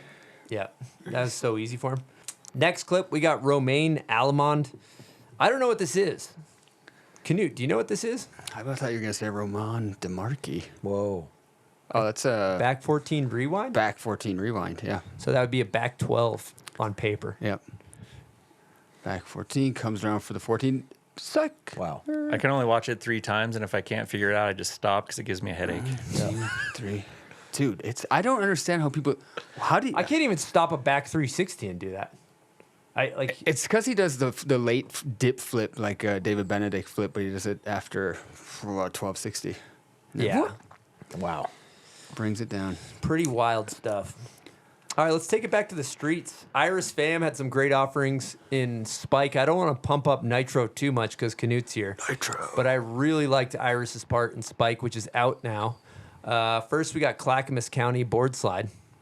That was dope. It was dangerous. Yeah, she's it. Yeah. She's it. And then another great offering. She front boarded a concrete hubba. I can't get enough concrete hubba ledges.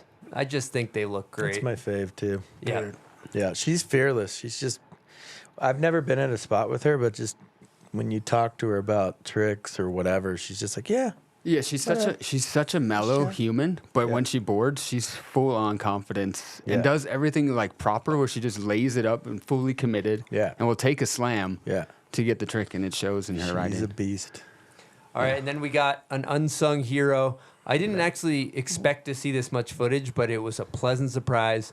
Jordan Morse is laying down concrete curbing all summer long. Jordan Morse. Just to put up a cab 350 on a kink rail. Yep. I went absolutely ballistic the first time I saw this clip. Yep. I walked out of the video and was every one of his tricks in his part is 100% perfect. Oh, it's yeah. so good. I was so hyped watching. And the fact that has his own company doing concrete curbing, you're kind of like, is he kind of winding things down on his snowboard? He's getting a little older. No, he is not. Not at all. He's not. He's full gas, no brakes. Proper on everything and super gnarly. And he loves it. Yeah. I don't know. He's not proven. He doesn't do it to prove himself. He does. I think since he was out for a couple of years, he should get Rookie of the Year. Dude, That's a good idea. Yeah. To me, this is like one of the greatest rail clips of the year. When I saw the footage from the whole movie, I saw this clip like in the beginning. I was like, movie's fine. Mm-hmm. We're good. So good. We're good. Upper management was happy with it. Also took him. He hit this thing for 6 hours. Yeah. Dude, every single try to 360 on switch 360 on that is scary. Committed 100 times to switch 360. Got a few before where they were like, okay, but not ender worthy. But dude, just try to commit to cab. Oh, It's not a steep rail, too. It's like it's an animal. All right, next clip we got Oyvind Kirkus. How you say that name? Is he Norwegian? Oyvind Schittkehus. Okay, there's He is Oyvind Schittkehus. This kid is like, he's Torstein. wow. Oyvind Schittkehus. Yeah. Schittkehus is a church house. That's his last name. Wow. Church house. What would you call that trick? I would call that a double wig flip, Andreas Wig tribute. He doesn't even like start flipping till he's like at 720. Here goes 720 late backside wig flip 720. What does he call it? Oyvind Schittkehus? Yeah. He probably calls it a Rodeohus Shusha Bach flip in Norwegian. That's probably how he says it. Yeah. But that kid's a problem. He's going to be a problem. He is so good. He's insane. He's going to be one of the best park riders ever. You never scouted him for Nitro though, huh? I did. Oh, you did? Dude, I saw him at Marcus Cleveland. So Marcus Cleveland has his own like resort. Or it's not his, but right next to his house. 2 winters ago, I went up there and he has a sick park set up. And Marcus was like, "You should go ride." I'm like, "Oh, sick! I'm gonna go ride this place by myself." Get on the T-bar, and then I see this kid, Oyvind Schittkehus. He's dropping in, and he's doing trying frontside triple cork, minus 20 degrees Celsius outside, 9 p.m. at night, no one there, and he's just slamming. And then I finally catch up to him, like, "What are you doing?" He's just like, up? "Dude, the jump is so good right now." I'm just like, "You're all by yourself, dude. He's like, I know, I'm just trying to learn this new trick. It's going to be sick. That's awesome. So people who have that, they have Yeah. something. They're different that Love way. that. So that's why I'm a big fan of You him. likened him to Torstein? Yeah. Was Torstein like was that the when he same. younger? So Torstein went to the same high school, and Torstein would literally hike a jump when it was a perfect park day, and all the kids at school, all of us would just be lapping the park, fucking off, having a good time, trying to do whatever, thinking we're cool. And Torstein would be hiking the medium jump, just dialing in switchback sevens. He would literally hike it and do about 30 of them all day, take the chairlift once, and we'd just come by being like, look at this jock. Little did we know the next summer he goes to Australia and then he wins that Oakley Style Masters thing and just shits on all of us and becomes super pro. And he ends up not being a jock. And he ends up like, and he was never a Opposite of jock. a He was never a jock. But it was just like, we're like, look at this guy actually trying. Totally.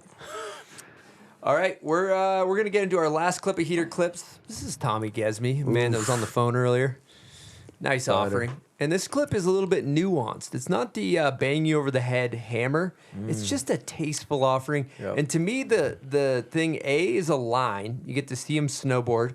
And B is the tempo at which he does the Yep. backtail 270. You can watch Rhythm. 30 other people do that, but the tempo which he does that trick is just I just think So he has the best outs of anybody. Yeah. Just so good. And yeah, like you said, he's got a rhythm to his snowboarding. It's like, Dude, his street snowboarding is like watching a pow turn. yeah. It's He just beautiful. does it nice. And it's so nice just to see an in run that's only a stair step high. Oh, Yeah. He's proper all around. Billy likes a small lip. You can put some And he's actually, on that. you could throw it out there. He's wearing his 686 Pro Model pant right there. So go buy it, kids. Good stuff. Okay. All right. That was heater clips. There's a So- lot more good ones out there, but So many this Dude, year. the Daily Scroll So many this year. is not. yeah. The Daily Scroll is insane. Pre-Olympic year too. Every Yeah. year. Good God. God. Yeah. Yeah, word for some. That was dope. So moving right along here, we're gonna get into the CAPiTA Union spinning wheel. Here we go. I'm excited. I spin this, and Okay. it lands on something. The branding has shit the bed, so I'll just hold it like that. But CAPiTA is celebrating 30 years, and Union is celebrating 25 years of being in business. Cheers to being owned and operated by snowboarders who care. Rad people doing really cool things over at CAPiTA Union. I ride CAPiTA, I ride Union. I love them. Support those guys, they rule. Here we go. Also just turned Viz, Benny, and Miles Pro, and Mia Brooks. Okay, this landed on one. Bring back one snowboard company from the dead. What is it? For me, Dub. Dub? Good It's answer. not a snowboard company, it's a snowboard outerwear company. That's fine. Joyride is kind of back, so you can get Joyride. A lot of them are coming back. Shorties is coming back. Forum's coming back. One brand. That's tough. What about, what about Twist? No. I'm just throwing out I feel like options. Justin and Trent. I mean, like, I'd love to see what those guys would do again. Yeah. Dub. I'm with Dub. My answer is the same as Ken. What's a good one? I'm kind of back in Dev, and he's already doing it. But Shorty's is back, but I'm stoked to see what he does. I just loved Young Brown Walsh in the movies and the vibe. It was such a vibe. It was like, this is what's up in Canada. This is our scene. This is what it's about. And it tied to Muska and the whole thing, so that was dope. Shorties. Go get him, Dev. I mean, and it's not I guess it is a brand within a brand, but the unink style stuff was really cool. That was the sickest. To just be able, that's heyday thing stuff where it's just like, let's just invest and do like what's cool. Like, this is 100% cool. Let's just get a bunch of cool kids together and do whatever they want. Was impressive. Lance Violette is unbelievable, and him kind of leading that from the creative side. I'd love to see him I'd love to see Lance do a brand, like a board brand would be sick. All right, another interesting topic we're going to cover today is the snowboard parallel giant slalom is being considered for removal from the 2030 Olympics. Not the entire slalom snowboarding discipline, but basically just the snowboard parallel giant slalom. So some of the racers in this category made a selfie video, kind of basically urging you to support these guys. So here we go. I'll play the clip. Hello guys, we need your help. Alpine snowboarding is under threat. My name is Tervel Zamfirov, I am 20 years old and I am Snowboard Alpine World Champion. My name is Milena Zamfirova, I am 16 years old and I am Snowboard Alpine Vice Junior World Champion. Right now, we are preparing with all our hearts and energy for the upcoming Olympic Games. We are sacrificing everything to represent our sport and our country at the highest level. And then suddenly, we received shocking news. A commission of the International Olympic Committee has placed alpine snowboarding on the waiting list for exclusion from the Olympic Games in France 2030. This decision is not only unfair, this is a direct threat to the very essence of snowboarding. Alpine snowboarding is the king discipline of our sport. It is equivalent to the Formula 1 in motorsport. It is MotoGP on 2 wheels. It is the downhill of skiing. It is the only way to truly measure how far human potential can go on a snowboard. Let us not forget, alpine snowboarding invented carving. Without alpine snowboarding, the carving skis and snowboards that millions enjoy today would not exist. To exclude alpine snowboarding from the Olympic Games means denying the world the answer to the ultimate question. Who is the fastest, most technical and most complete snowboarder in the world? Let's compare. Alpine skiing has 4 Olympic disciplines. Halfpipe and big air, expensive, rare and specialized, stay in the program. But alpine snowboarding, the discipline that needs only a slope that is accessible and easy to develop, would be erased. This is not just a mistake, this is an outrage. That's why today I call on my fellow snowboarders and skiers, the leaders of FIS, the European Olympic Committee, the International Olympic Committee. React, share this video and fight. Speak up. Do not let this decision pass in silence. Save alpine snowboarding, save the heart of our sport. With respect and determination, Tervel Zamfirov and Milena Zamfirova. Yeah, that's the Olympics for you. So they love you until they don't. But I mean, people snowboarding. So I do watch that event. It's actually pretty sick. It's like had side by side. It's like a dual bank slalom situation. And I mean, if they like it, they like it. But the Olympics, they'll do whatever they want to do. You're at the mercy of them. They could still save it. They could still make their own events and keep it going. You know, it's not up to the Olympics to keep them going. I mean, I'm just gonna say I feel for these people and their discipline potentially being removed. Like that sucks. You dedicate your life to this this craft, and it's ripped away from you. That fucking blows. I definitely feel for those people in that, and they have right to be upset. I will say there's just a couple kind of egregious statements in there though that I might want to highlight. It's the only way to truly measure how far human potential can go. That might be a stretch. As you know, I enjoy carving, and I have to concur that the only way to see how human and how powerful you are is how low you can go on the carve. 100%. So Kenny's on board with this take. Bill? I mean, I pride myself as a good turner, so you can't disagree. So you feel for him? Yeah, it's tough. Yep. I feel for them, but I would say watching Travis back 180 off a cliff in Alaska, or someone hitting a 150-foot jump, and falling going 60 miles an hour, or manning up to or femaling up to a front board through like what I would call a triple kink. That's a potential thing too. But this is the king discipline, yeah, and it's the only way to truly measure how far human potential can go. That's true. No, I agree with that 100 wholeheartedly. But I do feel for you. I feel for you. It sucks when you commit your whole life to something, and they love it. Committed to the term. And I will agree with him about one thing. It's like the half pipe thing. Like they've gotten so big that who rides that? Yeah. Like I don't. Yeah, there's a good statement in there because of the half pipe thing and like the big air thing. It is. It's like very, very unacceptable. But which would I rather watch? Which would you rather? Yeah. Definitely. But then I heard too, like with the exclusion of that they were bringing in Big Mountain and Rail Jam to the Olympics. Well, I don't know that rail jams are any more legit than that, but Big Mountain is. No, but I'm just saying, from like open space brings in new. Makes sense. Yeah, 100%. The writing was a little rough, but I feel for them. That's where I stand. Yeah. Writing on the statement was a little over the top. You know what we should do? We should have them come out to Bombhole Cup. You should. See how they do in the bank slalom. Yep. Bet they win. If open they win, invite. I got my money on sick, them. Actually, that would actually be really. You should invite them for real. Yeah. Do you think they'd yard everybody? Oh yeah. Yep. They'd have to. Bill, you got experience in this department. I mean, it's The border crossers always do good. the right ones that ride the right boards. Mm-hmm. But I mean, you just got to be a good snowboarder. You got to be. I think that's like the free riding stuff. You know, I mean, Mark Fawcett and Jeremy Jones were all racers. Like, they're two of the baddest dudes there are. Mm-hmm. And according to these guys, this is the F1 of snowboarding. I mean, race like a carving board or a race. What's it called? Is it called a race board? What are they called? Alpine board. Mm-hmm. An Alpine board is, if it is a Formula One car compared to a regular board. Yeah. Right. It's just low, high tech, super stiff, very responsive. The difference is like millions and millions of people tune into F1. This is also true. I don't know that many people that tune into slalom. It's pretty big in Eastern Europe. Yeah. It is. It is actually pretty big. Slovenia and stuff like that. The Japanese carved dudes are sick. Yeah. Yeah, I agree. Totally. That's where my mind went to. Japan, feeling it. But that's more like art. It's like the jazz form of it. I want to set one of those boards up.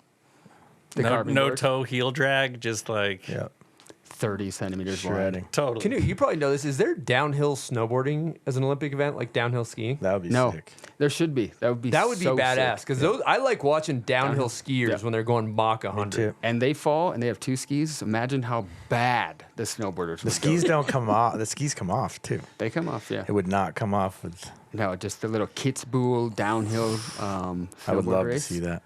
Yeah, I think it'd be good. I mean, yeah, when I saw this video on my daily scroll, I was so happy just because you knew the comments were coming in like hard, and there was some high-profile snowboarders really throwing these guys under the bus. I think it's got some serious shares. Yeah, a lot of shares. I feel for him. So come to Bombhole Cup. Maybe we can do a fundraiser for you guys there.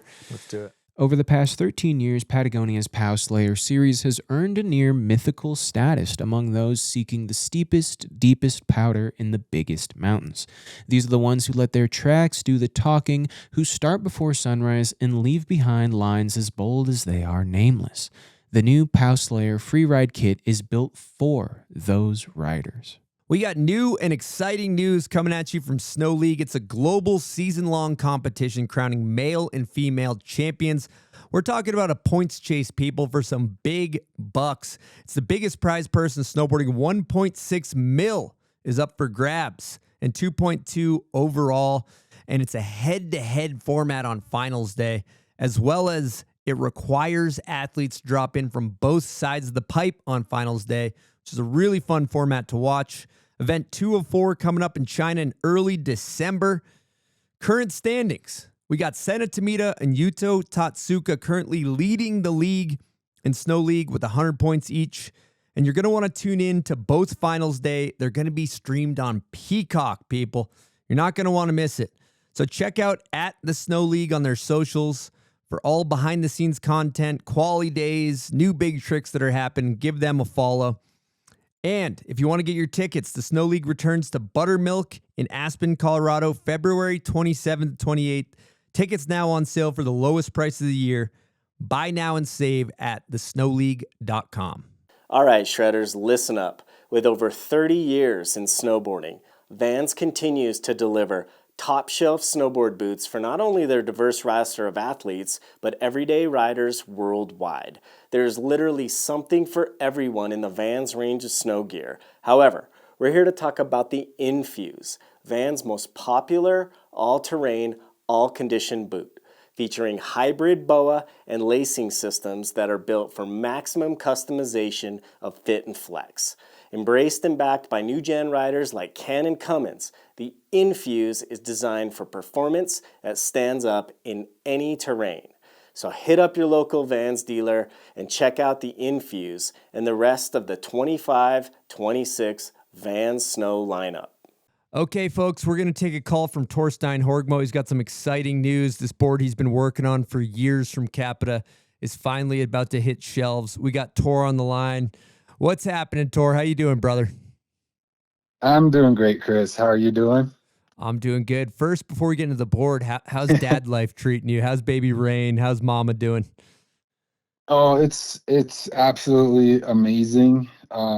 It's challenging, more challenging than probably anything I've ever encountered, and probably more rewarding than anything I've ever encountered too. It's just, it's every day is new. We're just like adapting as much as we can right now. We've been staying home a lot, just kind of laying low for a while. We're still in the sort of thick of it, but it's amazing, man. It's so good.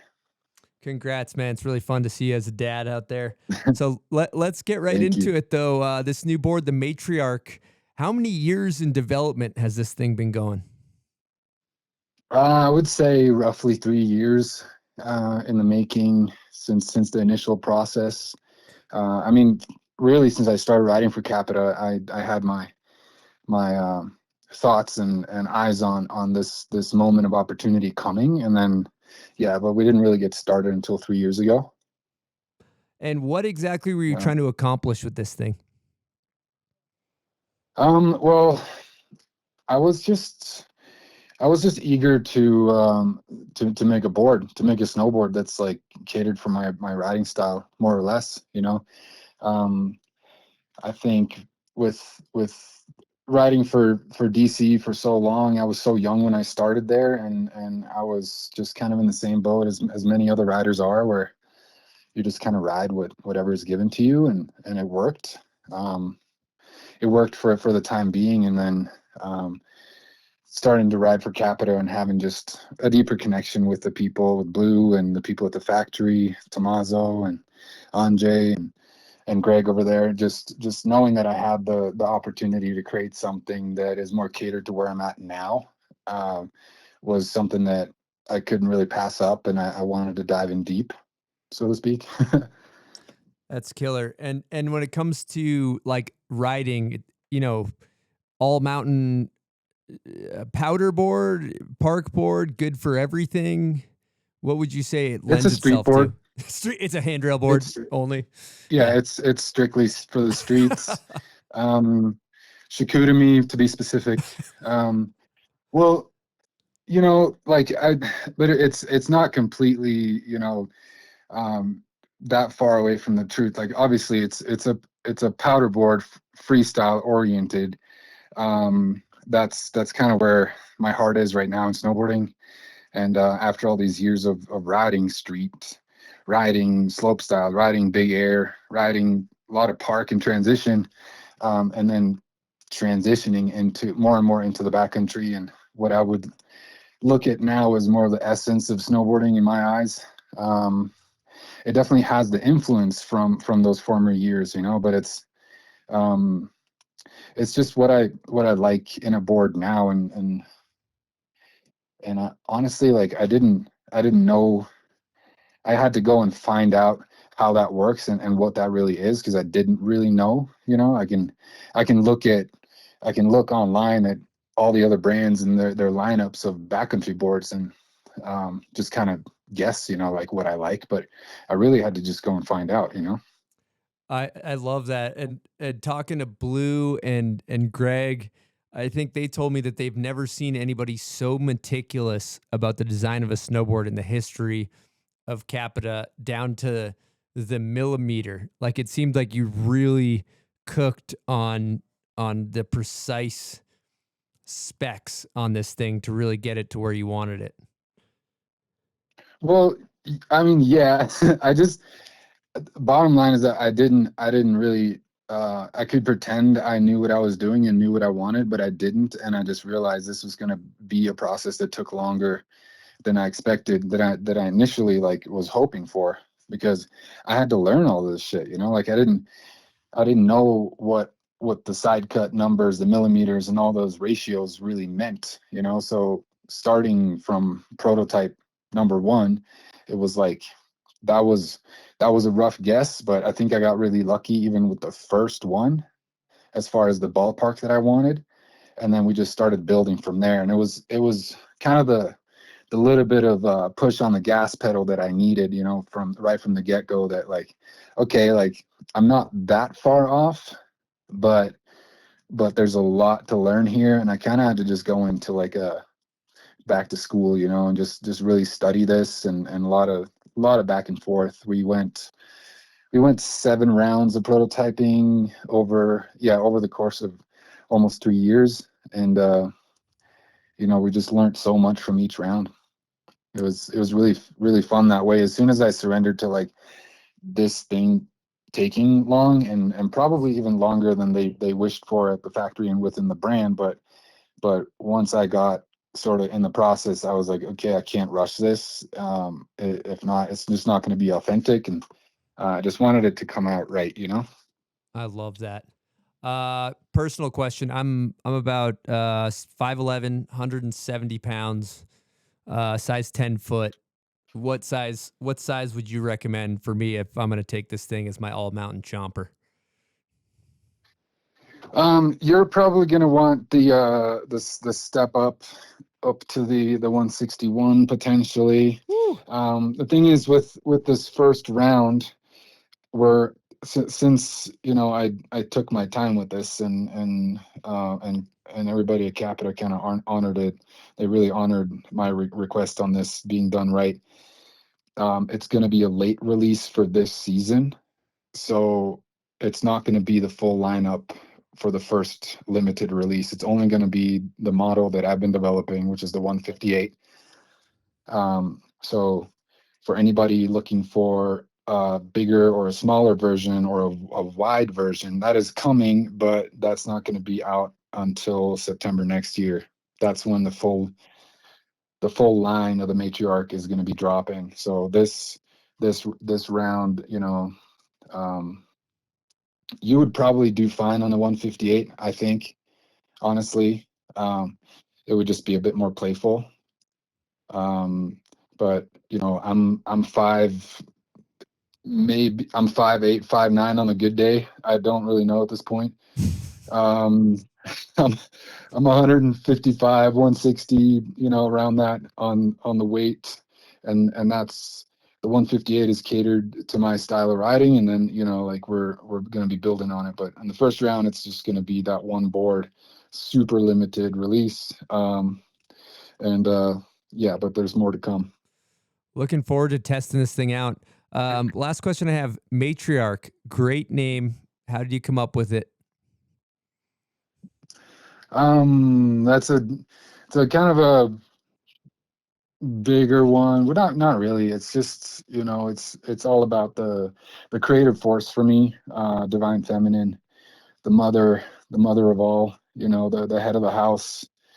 A lot of that goes into it. It's just from a lot of my experiences in the last 7-8 years, I'd say, you know, was influencing this move and just kind of honoring the ultimate creative force. And then yeah, the graphic as well is sort of reflecting that in a big way. Working with this artist, David Geraldo from Colombia. He's a visionary artist that I initially got in contact with after a friend of mine bought one of his paintings, and I ended up asking him if I could use it for the cover art for one of my pieces of music that I released. And then I got in touch with him, and then yeah, you can check him out as well on Instagram. And I think his name is David_Artevida, and you can actually see the last couple of posts he's done is of the finished full painting of my board. And it's actually hanging on my wall at home right now. We did some slight modification working with Ephraim over at CAPiTA, who's been there from the beginning, just to make it kind of fit the snowboard and how we wanted it. But yeah, the name is sort of like reflected in the graphic, and sort of my own experience over the last however many years, you know, like working on music and working on my snowboarding, working on you know, healing and all this stuff, yoga. It all goes into it, you know. It's just like just honoring that creative force, and progressing, I think is a big part of it. God, I love it, Tor. I always love chatting with you. I love the journey you're on. I love the board. I can't wait. I hope I get some powers from that board as well, the magical powers that you put into it. And God, I'm excited to see you and Celia and Rain and hang soon. But thank you so much for taking the time to call in to chat about this exciting board release. I appreciate that, Tor. Thanks for having me on, man. I hope I can join one of these group chats one day coming soon. It just looks like you guys are having the best time in the studio. Oh, yeah. I can't wait to give this one a full listen. Anytime. Door's always open, Tor. So appreciate you, brother. I appreciate you too, my man. Okay. Thank you so much. All right, we're going to take a brief intermission to discuss some incredible offers from our incredible friends over at Woodward Park City. Get your child's snowboarding adventure started correctly at Woodward Park City. Whether they're making their first turns or mastering front boards, Woodward Park City has a wide range of classes for all ages and all skill levels. If you're interested in progressing, head on over to woodwardparkcity.com. Bombhole listeners, I got some news for you. The holidays are fast approaching, and if you ask me, Yeti is making the perfect holiday gifts. They've got leak-proof and stackable designs that are available in a rather wide selection of colors. They've got drinkware for everything drinkable. We're talking water, check. Coffee, check. Wine, check. Beer, check, etc. The list goes on. I don't need to keep going, do I? Personally, I'm going to be rocking this Rambler drinkware all winter long because A, it has rust and puncture-resistant kitchen-grade stainless steel, and B, it's been expertly designed to keep the cold drinks cold, just like all Yeti products. And if you're participating in, let's say, a stocking this year, perhaps, might I recommend some stocking stuffer gift ideas such as A, the shot glass, or B, a flask? If you're interested in some Yeti products, head on over to yeti.com. All right, we're going to hit this Patreon question from Butts Are Tight. Epic name. Great name. Yeah, wow. Shout out Butts Are Tight. 10 points. Here's the question. Are 3D snowboards truly more functional in powder, or is it just hyped up by certain brands? Maybe Baby Huey right next to me wants to take Our this. product guru, Baby Huey. Yes, 3D snowboards. I haven't personally tried one out yet. However, I'm looking forward to it. You know, I've done a little deep dive into who's making them and kind of what it's all about. And it's funny because right now I think in the whole snowboard product space is there's all these tech wars going on. We got a lot of gimmicks out there, and there's just a lot of things that are getting introduced and innovated. And it's funny because the 3D snowboard has been around forever, right? Morrow Spoon Nose, that was back in the 90s. Yeah. Yeah, it was Early one of the 90s. first. And it's funny because all this stuff is always in a full circle and getting reintroduced and then also innovated in a new way. So I think the 3D snowboard space sounds really cool. I'm super excited to try one out because, especially the Morrow Spoon Nose was basically built for buttering. When buttering got big, it was this skateboard-like snowboard. It was hacked off at the nose and tail, and then it was kicked up so you could really butter around and spin with not a lot of resistance. And now introducing that into a powder board sounds incredible, because we have all the different innovations that Vole's made with his Asmos. Those are just crazy contoured and 3D molded, and now it's Someone's got the term. Exactly, taking a and 4D, what Jay Stone's working on, and taking that technology that was built basically for dishing around in the slush, and now then turning it into a pow surfer, and now kind of integrating that into a snowboard, which is really, really intriguing to me.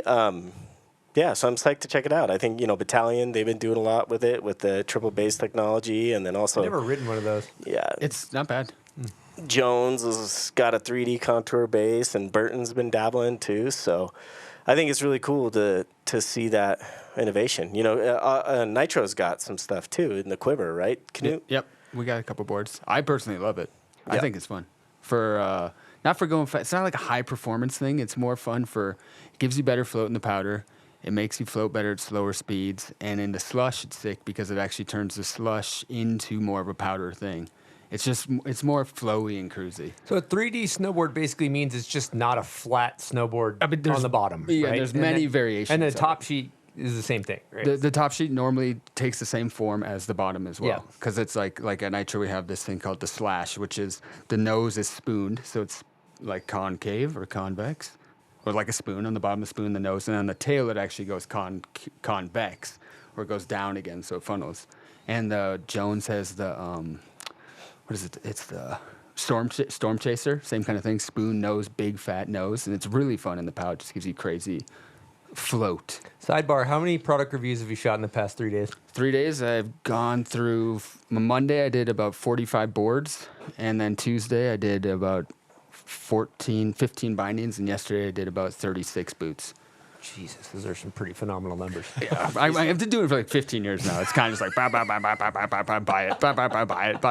it.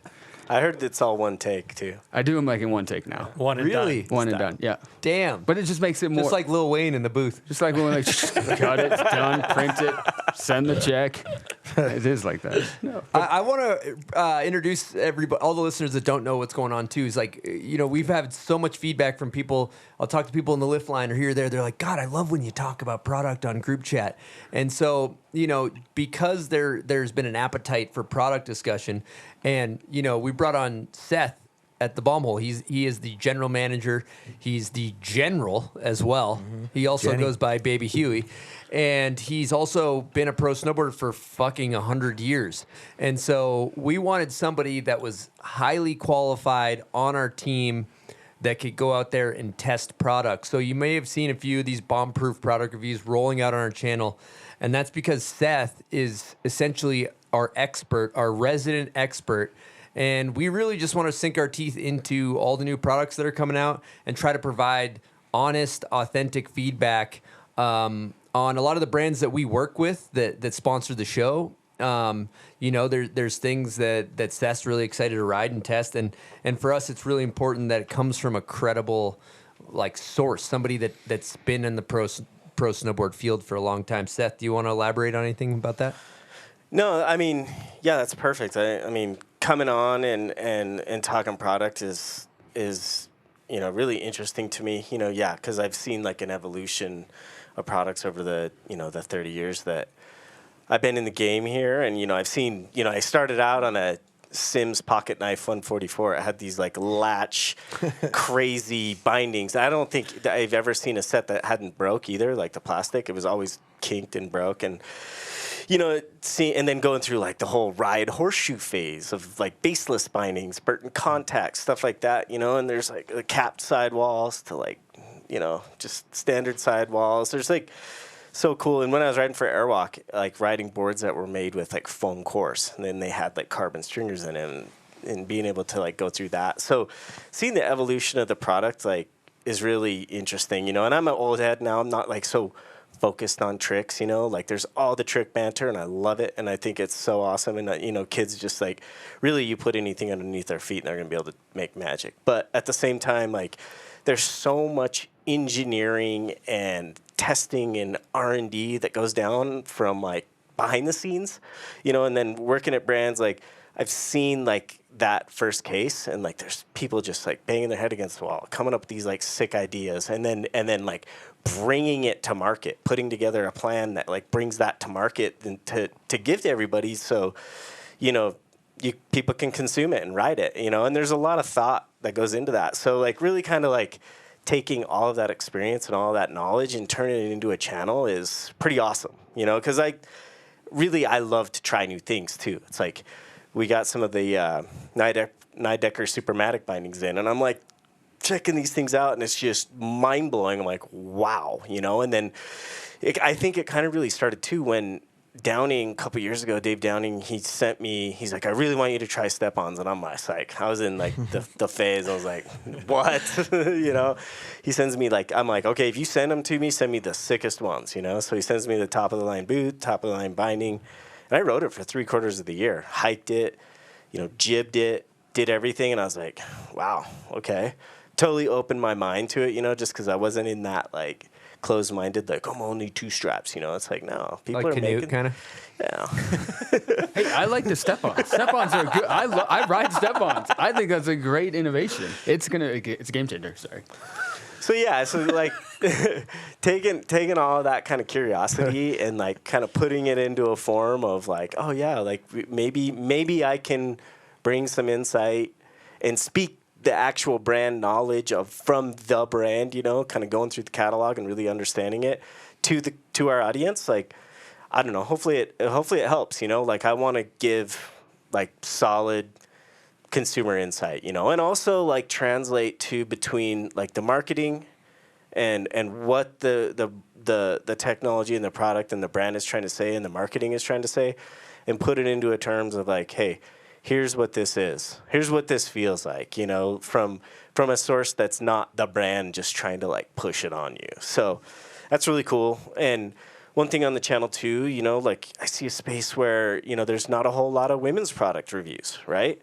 So like working with Nirvana Ortiz to come in and, you know, test and really put her insight on some of the women's stuff. We just started it. We've like just got this couple episodes out. We're just, you know, it's going to change. It's going to do anything. We're just trying to get something going here. Soon we'll be in Knut's numbers doing like 97 product reviews a week. You will be. I mean, hopefully. I mean, honestly, I'm just trying to find a way for people to send me free shit and go snowboarding every day. And hit the Really, Pro Sale later in the year. that's what it's all about. No, I'm down to invite myself to come hang out with you and test products. So like we'll just meet up. Like Let's hit up Pensiero and just say, hey, we got all these paddleboards we need to test up on Baldface. I'm sure you can make that happen for sure, right?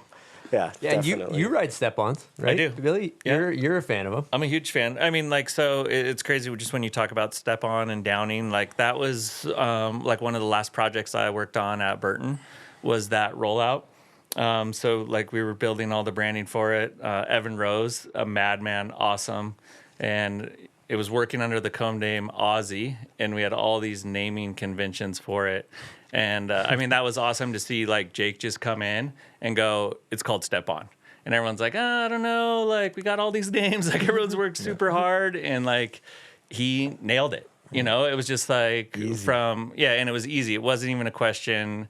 And just impressive to see like, that's what like 40 years of knowledge does. Like he knew it, he invested in the product, and it's just so impressive. I think too, when we're kind of talking about the snowboard industry coming together, like we talked earlier, it's just like, it's rad to see everyone collaborating. And like, I love the binding hype. It gives gives everyone something to talk about.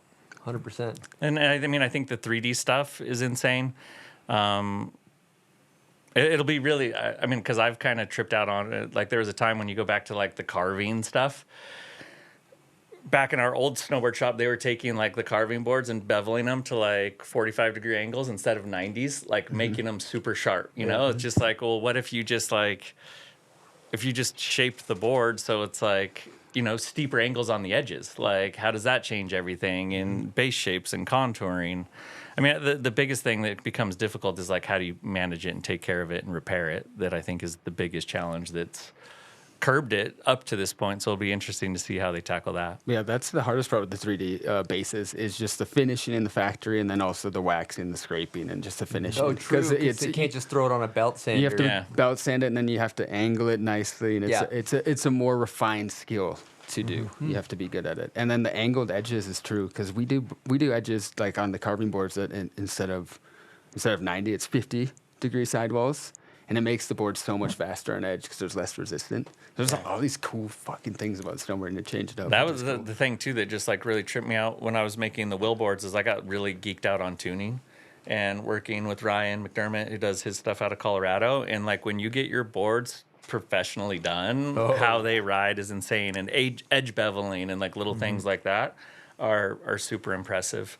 I think that was like what I loved about the wheel boards that, I mean, you might even have insight on it too, is like when you build thousands of snowboards, like those things are heating and like cooling, and your presses will start to warp through that. And that's what I loved. Like even in low numbers, you'll have the flattest boards. Because like I was having Ryan tune my boards, and he's like, dude, I've never seen boards this flat. I'm like, well, they came out of a brand new press, and there's only 100 of them. You know, like those low numbers, and you know, it really. I think when you're making like elite product, like that stuff matters. Like how you tell those stories are impressive too. Absolutely. Go ahead, Seth. Yeah, I mean, we kicked it off, the whole channel. I got to go on a trip with Nitro. We did like a late spring trip, got to test their high-end Highlander. That actually has 55-degree sidewalls, you know what I mean? Yeah, and we kicked... Knut knows that. Yeah, it's 50, 55. It's cool. You can geek out on the sidewall stuff. It's cool. For sure. And we got some rad things in the pipeline. We got the Patagonia Pow Slayer kit at the end of the year, last year too, getting ahead of it. I did like a PR trip to Silverton with the whole crew. We had Forrest and Yoder and Colleen and everybody was there. So that was really cool. And seeing going into like the whole outerwear space and what it takes to build a kit from the absolute skin to the outerwear. Incredible. They spent so much time R&D, and so I'm going to review that as soon as we get some snow. Just kind of waiting on snow to get on there, because like one of my big things too is like, if I don't ride it, I'm not going to get in the studio and talk about it, like I did a Vans fit check, because that's all they wanted to do is just try it on, get some insights on the fit, but I'm not going to give you a review if I don't ride it, and I want to put it through the ringer, multiple days, or maybe I get it done in like 3 runs. Who knows, just depending on it. But yeah, we got some cool stuff in the pipeline. Patagonia Pow Slayer kit. I want to check out that new Union boot.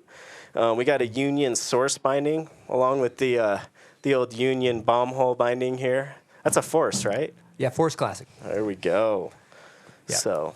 Real quick, gonna hijack it and talk about. We got an opportunity to do a collaboration bindings with Union, which is a big deal. And I personally just love a clean white binding. And normally they have white. It's really like subtle the design choice on this. Like it's normally white binding, white straps. We did white binding, black straps. Doesn't seem like much, but and then I just wanted like a clean, simple logo. We always do our Wayne's World logo on black. And a lot of people might think at Bombhole we have a vast graphic design department. No, it's me just maxing out my Photoshop skills, like paint bucket tool, magic eraser tool. But this is what we came up with, and try to just make something clean and simple, little Bombhole hit on the side. So I think those are in shops now, but just wanted to plug that because I'm excited to ride it. I haven't mounted these up yet. You're kind of the creative director, too, with the commercial that we did. Oh, yeah. That commercial was incredible. Meyer. Yeah, that was fun. Meyer cut. Great rollout. Great rollout. We got some good stuff coming out with Cole. Yep. We got a collaboration on a hat and a beanie. So you testing it? We're just gonna go to the freezer for. How do you test that? A beanie? Yeah. Go the cold. Some head slams. We throw it on a watermelon and just start whacking it with a baseball bat. I like that. That's actually a fucking great idea. We should really do that. Should we put that in action? Yes, we should. That's a great weave. Hey, another thing to say too is with the product reviews, I think this is actually super important. Is like a lot of brands are like, we want you to review this product or this product and this product. This is like really important. We tell them like, send us it. If we like it, we'll do a review. Like if we ride it and we like it, we do a review. We're not trying to be out here and be like, this thing's the biggest piece of shit you've ever seen in your life. Like it's more like if we like it, we'll do a review rather than I don't think it's good service to the brand to just rip something to shreds. So all the products that have been reviewed are ones that you're feeling. Yeah, and it's sick, and it goes further than just the snowboarding hard goods or outerwear or whatever. Like I just reviewed a Yeti bottle. Like thinking about this channel, like I don't know, a couple years ago, I was like, I want to make carving and coffee. You know what I mean? Coffee is something that I have to have before I go snowboarding, right? And then Yeti sends us this new bottle. Like, do you guys want to review this? I'm like, absolutely. It's got this sick cap. You know what I mean? So it's like that. And then Powder Mountain, we're going to review their park. That's sick. Yeah, they're psyched. We're going to get a crew up there. We're going to make an edit. It's going to be fire. So my buddy Chad does Yeti dogs. So he like boils water, put hot dogs in them, and throws them in the truck, and then comes down halfway, and he has hot dogs Yeti for the dogs. kids. Damn. Yeti dogs. Damn, there it is. That's nice. Yeti dogs. Yeti dogs. Sick. It's like a muff pot on a snowmobile, kind of. Yeah, Totally. exactly. I like how you have Nirvana doing reviews too, because like there's a lot of women out there who want to see other ripping women ride the product. For sure, absolutely. You got to have that insight. You got any exciting Nitro stuff? Yes. Oh, speaking of women, this is actually it's a cool fact. This is something I'm actually hyped on. It has nothing to do with the brand, but more the person behind it. We introduced this new board, Alternator Haley Langland board. Fully her graphic. She wanted this board. It's like a mid-wide board for women to rip, and it was our #1 first sold out product in the U.S. this year. So like anyone who says that like girls don't follow other women snowboarders is like fucking eat that. Because it like people want rider-driven product, and that Haley board is like proof of it. 100%. Which is thick. Yep. Tommy Gesme 686 band sold out too. Yeah. First thing sold out. Awesome. So it is like the rider-driven product is huge. And like Stepan came from Dave Downing, boss snowboarder. You know, he sees like how can we make snowboarding just different, better. Comes up with an idea, gets Jake behind it, and they make an incredible thing that changed the entire industry, and will change the future of snowboarding, which is sick. It all comes from the riders. It does. All right, we're getting into a segment. This is the Buster 2 appreciation segment. This video came out this year. I actually didn't go to any premieres or anything, so I just kind of pleasantly stumbled across it on the internet. Did you guys watch this video? I watched it. What'd you think, Mike?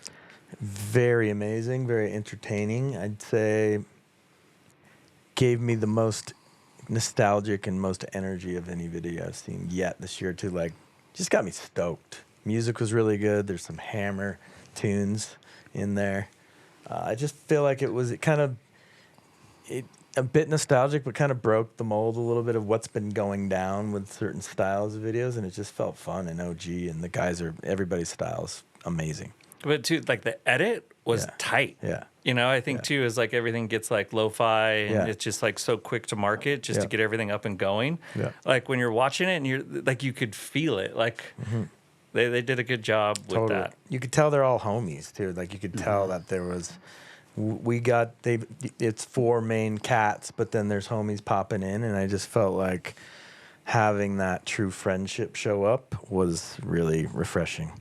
The Donner Park stuff was just so sick. When you brought up like Hard Hungry and the Homeless earlier, just like 100%. The gritty part of it and like the spine, and then they like cut the middle out of it. It was just Dude, like... we have that clip. Silk, why don't you put that on screen? So these guys built a hip and then jumped over a snowcat, demolishing the hip, making a gap jump. And it just reminded me of some shit from the 90s that's just awesome. Yeah. And this is all on Donner? Yeah. I mean, like that's where I did my USASA's like snowboard competition. So I'm like 99% sure it's there. But it's also sick to see too, just from a resort standpoint, like they stepped up and built some rad shit for the boys and like had a sick session. Yeah. There's a clip from the same segment that really jumped out at me. It's Dylan, and he does a Japan air. Yeah. And then in the middle of the air, he tweaks it to sad air. Super sick. Which is like, dude, if he basically is like rebirth from a 90s snowboarder into right now. You live this, Billy, right? His whole look. And too, like springtime, like backcountry jumps. Like no one's jumping like backcountry jumps in the spring like they used to. No. Yep. It's nice with shitty features. It's so refreshing. It is. Everything you see is perfect these days, and these jumps they had there, it's just like the snow plow just like put up a bunch of snow, didn't shape the sides, but the takeoff was there So and they sick. sent it. Yeah. It was epic. Yeah, that is a nice touch. And I think Dylan has this really incredible style where he stays low to the ground. He just kind of has a wider stance. Like, he's so unique to himself. Dylan really impressed me with this part. And he has a particular... You can take the kid out of Big Bear, but you can't take the Big Bear out of the kid. It's so true. It's so sick. Don't sleep on it. I love the shot where he hits the down, flat down, big wooden one, does it, and then he does it again, and he's got his brother on the phone. I mean, that's FaceTime. some shit. That's the kind of shit that I know it got me, and I'm 52 years old, but I know a 15-year-old kid's going to be like, that is going to hit them. It's going to fucking hit them. That's like the 100%. shot you remember. At least that's how And I feel like a lot of I videos... can see Dusty's face right now. Dude, like so just dope. like he's just And he laughing calls and it out. smiling. Yeah, calls out the video name. It's dope. And then when you look at a lot of the other videos, I look at a lot of the other snowboarders like very image conscious, like very in one lane. Like it's very, very scared to take risks with maybe expressing their personality and truly letting it shine through. And I think that these guys were really authentic in letting their personalities shine through. And I found that very, very refreshing. And even some of the tricks were a little bit, risky in some ways. Like Drayden does these combos on this kink rail, which I pulled up, which I thought I would maybe hate. But he goes board slide to 50 to back 3. And it's just I have loved every second of it. And then he goes board slide to 50 to backtail 270, which is a lot for a rail like that. But it's like he's doing his thing, and he's not afraid to take risks creatively with the trick selection. And I love that. 99% of the other videos, you'd 50-50 that rail. And he's just like, let me give you a fresh breath air, everybody. Well, I think it's because he's surgical. Like, He's surgical He does with it it. perfect. So, like, whether you hate it or love it, you can't hate on the surgical level that he's executing. And not just this trick, because all of his tricks are, like, crazy tech. He's got some good tech Good clips. tech, And I for sure. really love this hubba, this ledge that Denver jumps on. It Yep. literally looks like a skate trick. Yeah. Switchback tail 270. Yeah, so like dope. it's like a spot that dream spot. Yep. It's a dream It's a spot. dream spot. It reminds me of if I'm playing Skate 3. Yes. That's what I do on the ledge if I was playing Skate 3. I do a back tail 270 just like Denver did that switchback tail 270. It'd be sick to see like the full session edit from there. All the tricks they did on it, because that thing is just like screaming for tricks. The other thing I'd like to say, I mean, like Jukebox Hero, the use of the song. Yep. So I'm missing when I think music is you can ruin. I've seen very good snowboard parts get absolutely ruined with music, but also what's the song that's gonna get stuck in your head on the chairlift? You're thinking about it and it stokes you out to go ride the park. And in that case, they're riding a park session there. I feel like kids are going to have that song stuck in their head while they're hitting a jump without in headphones. So I think it was a really dope choice of song. Oh yeah, little Bone Thugs and So Harmony in dope. there too. Yeah. all of it. Yeah, the whole the So dope. soundtrack in this movie is sick. It's good. So good. Yeah. Yeah. It's so. All right, we're going to keep Shining. it moving. That was just the Buster 2 appreciation segment. Yep. Just wanted to Good give job. that loves to that movie because I thought it was really, really good. And the Ender, Denver Orr's Ender in that movie is like go to the hospital style. Oh, yeah. Big old kink rail. And we didn't say, there's no Dusty, that's not so many Dusty clips in here, but he killed it as well. He has one trick on that hip where you think he's going back 180 Japan. He goes back 180 and then he brings it back to like a frontside shifty and just goes straight air. But it's like the most sneaky fake backside 180 I've ever seen. You're just like, oh, what? Yeah. Yeah, I feel like they showed up with a culture for that video. Yeah. It was dope. Okay, we're going to get into the Mammoth Top 5 segment, and this is for Billy. And I haven't briefed you on this. This is a blind ranking. He's hitting you today, man. This is a blind ranking. So basically, I'm going to give you 5 parks from Mammoth in no particular order, and you have to rank them as you hear them. Okay. You understand the concept? Yeah. Okay, here we go. First park, Wonderland. Wonderland, chair 11. I think so. Yeah, 5. You're putting that at 5. Yeah. There's actually 6, I realize. So it says top 5, but there's 6 total. So I'm going to throw you for a loop. Okay, next one, Forest Trail. Forest Trail, I'll go 1 because that's about like all that's my size where it's like I like Forest Trail and they got the mini pipe at the bottom. Damn, you heard it here. Forest Trail, pick 1. All right, South Park. South Park, I would probably go 4. 4. Okay, Snake Run. Oh, the BMX track? We'll go 2 there. So Forest Trail, Snake Run. Okay, then we got Main Park. Main Park, I think I'd go. Can I go 3? Is that in there? That's 3. Yeah, I mean, normally there's like really good groomers around it all because everyone hits the jump, so the groomers stay tight, and then you can zip over to the super pipe, which I think is still. I mean, riding that thing it's fucking awesome. Okay, so that makes Jibs and Moore pick 6 then. That's the only slot left. Yeah. So, all right, I like it. But Forest Trail as pick 1, I think, is a solid answer. Mini pipe at the bottom of the run. Yeah, that That's a run good time. rules. I feel like Knut's more of a main park guy, though. He's showing up on the jump. Go there to scout. Yeah. So I appreciate Scout talent. The groomer sides are nice because Yeah. you're just cruising down like, yeah, this is cool, scouting talent. I think you should do a contest where you compete against every single team member on Nitro. This would be a good YouTube video. And if they lose to you, they get cut. Like if you can do a like better that. run than them down the slopestyle course. And I pocket the And you remaining amount of their contract. Yeah, that's cool. What percentage of the team do you think you'd beat in the slopestyle contest? Probably like 25%. But what do they get if they beat you? They'd get a raise. Can I give you 3 names and then you can say if you'd beat him or not? Yeah. In a slopestyle contest? Yes. Okay. Dominic Wagner. Yeah. I mean, on the jumps. Okay. Sorry, Dom. Lori Blouin. No, definitely not. Dude, she's like an She's a bronze medalist big air. Okay, here's a big one. Sam Taxwood. In slopestyle? Yeah. Maybe. It's a yes or no question. Then he's going to win. He's going to win. God. But I got a shot, though. I got a shot. Because he's only got 900. He's probably going to, he could fall, too. He could fall. He would for sure probably fall because he'd probably try to go too big. If you do a cab 9 on a park jump, are you landing these days? Probably. Like, whoa. What percentage? Sick. Probably like 7 out of 10. 70%. But when you get older and you do these tricks, it's crazy because like you lose your grab. Like you'll be like, I'm going to go cab 9 or back 7 or front 7, whatever. And you're like, front 7, I'm going melon. All of a sudden you're midair and you're just grabbing nose and you're just holding onto your nose. You're just like, what the hell? It's crazy. It's like a real thing. You just lose your grab. You end up grabbing, but not the grab you normally do. It's kind of cool. Time for our last segment. We're going to get into Instagram questions. Here we go. This one's from Lounge. What does core mean? And is it relevant anymore? Knut, I'm going to let you take this one. Core means the center of something.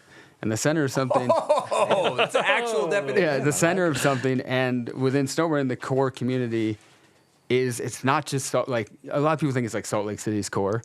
That is a part of the core. But the core is like it could be a guy from Texas who just like lives and breathes snowboarding. He holds events, he gathers stuff. Or it could be a girl from Slovenia who lives and breathes snowboarding. It's anyone who just aligns themselves and identifies kind of themselves as a snowboarder. I consider that as a core person. Anyone who's taken the time to learn how to snowboard could potentially be a core snowboarder. That's my take on it. Okay. The next question's from Andy Green. Who was Billy Anderson's biggest inspiration in snowboarding? Who was my biggest inspiration in snowboarding? I mean, my brother, hands down. Like I think that there was. I mean, like, there's a lot of time to reflect. We're just getting to the point where he's been gone longer than he was here, which was like something that was like really scary for me getting to it. And now that it's here and just the influence that he's had on snowboarding, the influence he's had on me. I mean, just like a cool story is, Jimmy Goodman in Mammoth, his son, Peter, are you familiar with him? I think he's like 4 and he flat out rips and they're like riding these boxes and his dad's filming him and, like he does the box and Peter's like heads just snaps back. Like, Dad, did you see that? And like my brother did that, like till the day he passed. Like, did you see that? Did you see that? and like you see it like with my kids, the same thing. And you'll see it. There'll be a day with Chip where he'll be like, and it'll be at the bike or the skate park. And I mean, like that connection and that approval of just inspiration, like, was that cool, and like watching him and understanding how much he cared about everything. I mean, even when you go to like the Buster stuff, like the open jackets, like there's all styles, like that's all, like you don't care, but you do care. There's like this poster in Pat's office of my brother that has like these 5 tricks and I've been staring at it and just like his hands on everything, the takeoffs were all super important. And I think that like that commitment that people put into it, and then when that translates back into your life of just like caring that much is so important. And I mean, we grew up in an era of that where that dedication and inspiration and too, like I've been kind of like just playing through it, and I was thinking about Seth even coming here and our history together. Like the commitment that they put into Shakedown was like literally insane. And like, I don't know if we'll ever see that commitment from a crew again of just like, no, unless it's like death defying, like it doesn't make the cut. So, there's a lot of inspiration. I guess I'm kind of rambling on in it. Great ramble. But like, that level of passion and determination is just super inspiring. God, well said. Dope. I love how you commented on the Tommy clip about the gnarly low lip too. Yeah. You're like, Jeffy always had the gnarly low lips. And the best board slides. Him and Mahaffey. Yeah. 1 inch Yeah. max. Yeah. Just enough snow to like get the run in. This is from Kenzie GX1. Mikey, what's the trick that took you the longest mentally to commit to? How was Big Bear pulling up? Were you shook the first time you ollied that? No. Okay. And the second time, I'm even less shook. Even though you got knocked out? Zero fear hitting that the second time around. Damn. But I guess the biggest workup to a trick would be, and this is funny because you mentioned cab 9s and you just do 7 out of 10. I've only done one in my whole life for a video part. And it wasn't really the trick that scared me. It was the conditions. It was like a flat landing. And it was just, I didn't really want to do it. I just wanted it in my video part. Yeah. Like straight up. Like, so that was the biggest workup because I was like, I just want to prove I can do this. Where was that? Up the Snowbird Canyon. It's kind of like a tabletop jump, and the landing's flat. When I landed, it bounced like 10 feet. What time of year? Spring. So it's also like rip your head off in the 3 feet deep of slush. But that's probably just that because it was like I never did another one again because I didn't want to do another one. So that was, I guess, my answer. You didn't ever do one in the pipe, huh? I feel like you had a cab 9 front in the pipe. 9. A front 9. No, that's what it was. Yeah, that was fun. Yeah. Do you remember the switchback 7 you did on MFM jump? MFM and you went big? Yeah, totally. That was sweet. That was for FT too. I was stoked on that. And I was riding a 157, which to me feels like you riding a 190. Miserable. I think I just left right out. I'm like, I hate this board, but that worked. Next question is for Alamondo, which I think is geared towards you. It says, what's the key to landing flat? Go fast. It's all about, we talked about it during my bomb hole, it's physics. Like you want to go really far and fast so your speed will carry you. It's just physics. Yeah. And the other trick that I would say for me is land. There's like, if you really watch clips of people landing flat, there's like a slight tail jab right in the landing. So it takes so much power out of the landing, like impact wise. Little tail jab. Let the board take it. It's like landing nose high on a dirt bike. It's the same landing you would do in powder, but it's just on slush on a flat landing. Speed is your friend. That's like the number one key in tricks and snowboarding is take more speed than you think. Totally. Always. Okay, Jay Britton says, blunts are only a blunt if they are pressed. Otherwise, it's a tail slide or a nose slide. Well, the tail slide and the nose slide's not correct. I could get on board. Tail slide has to do with getting onto the rail. Like a front tail is a front lip. It wouldn't be a front blunt because you have to get your tail up and over. Nose slide is like a board slide. So that I get what he's saying. I get what you're saying. You could just call it a front board instead of a front blunt, or a back board instead of a back blunt. But a tail slide would be incorrect, as would be a nose slide. Because no one calls a back blunt on a snowboard. Do back lip.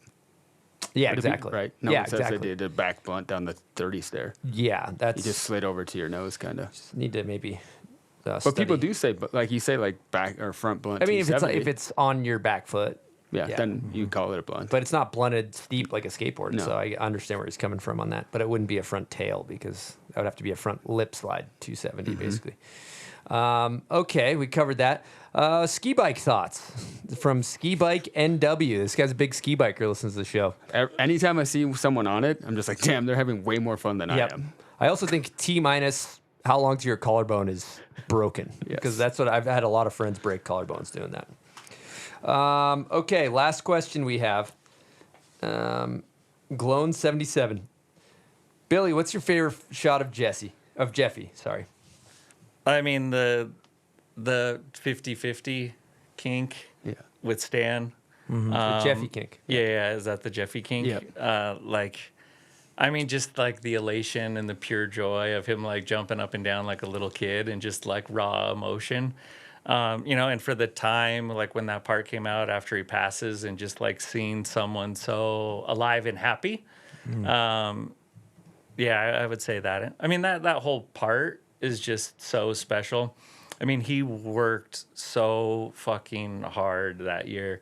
And like when he showed up in Japan, like he was just so broken, like his ribs were bruised, he was just destroyed. And I don't think he had ever been happier. you know, and it's just like, I mean, like we've talked about that so much. It's like that level of passion is just like magical. So yeah, I mean, that clip and just seeing him smile and would have to be it. But I mean, there's like a lot of his jump clips. There's a front 5 in that thing into the POW. Hippo just Love, like, I think. Yeah, Hippo Love one is so good. And I think that like was an era too, like when those kids were coming up, that Mark Frank just like had such an, I think it was the year before, like what was the one? Happy Hour.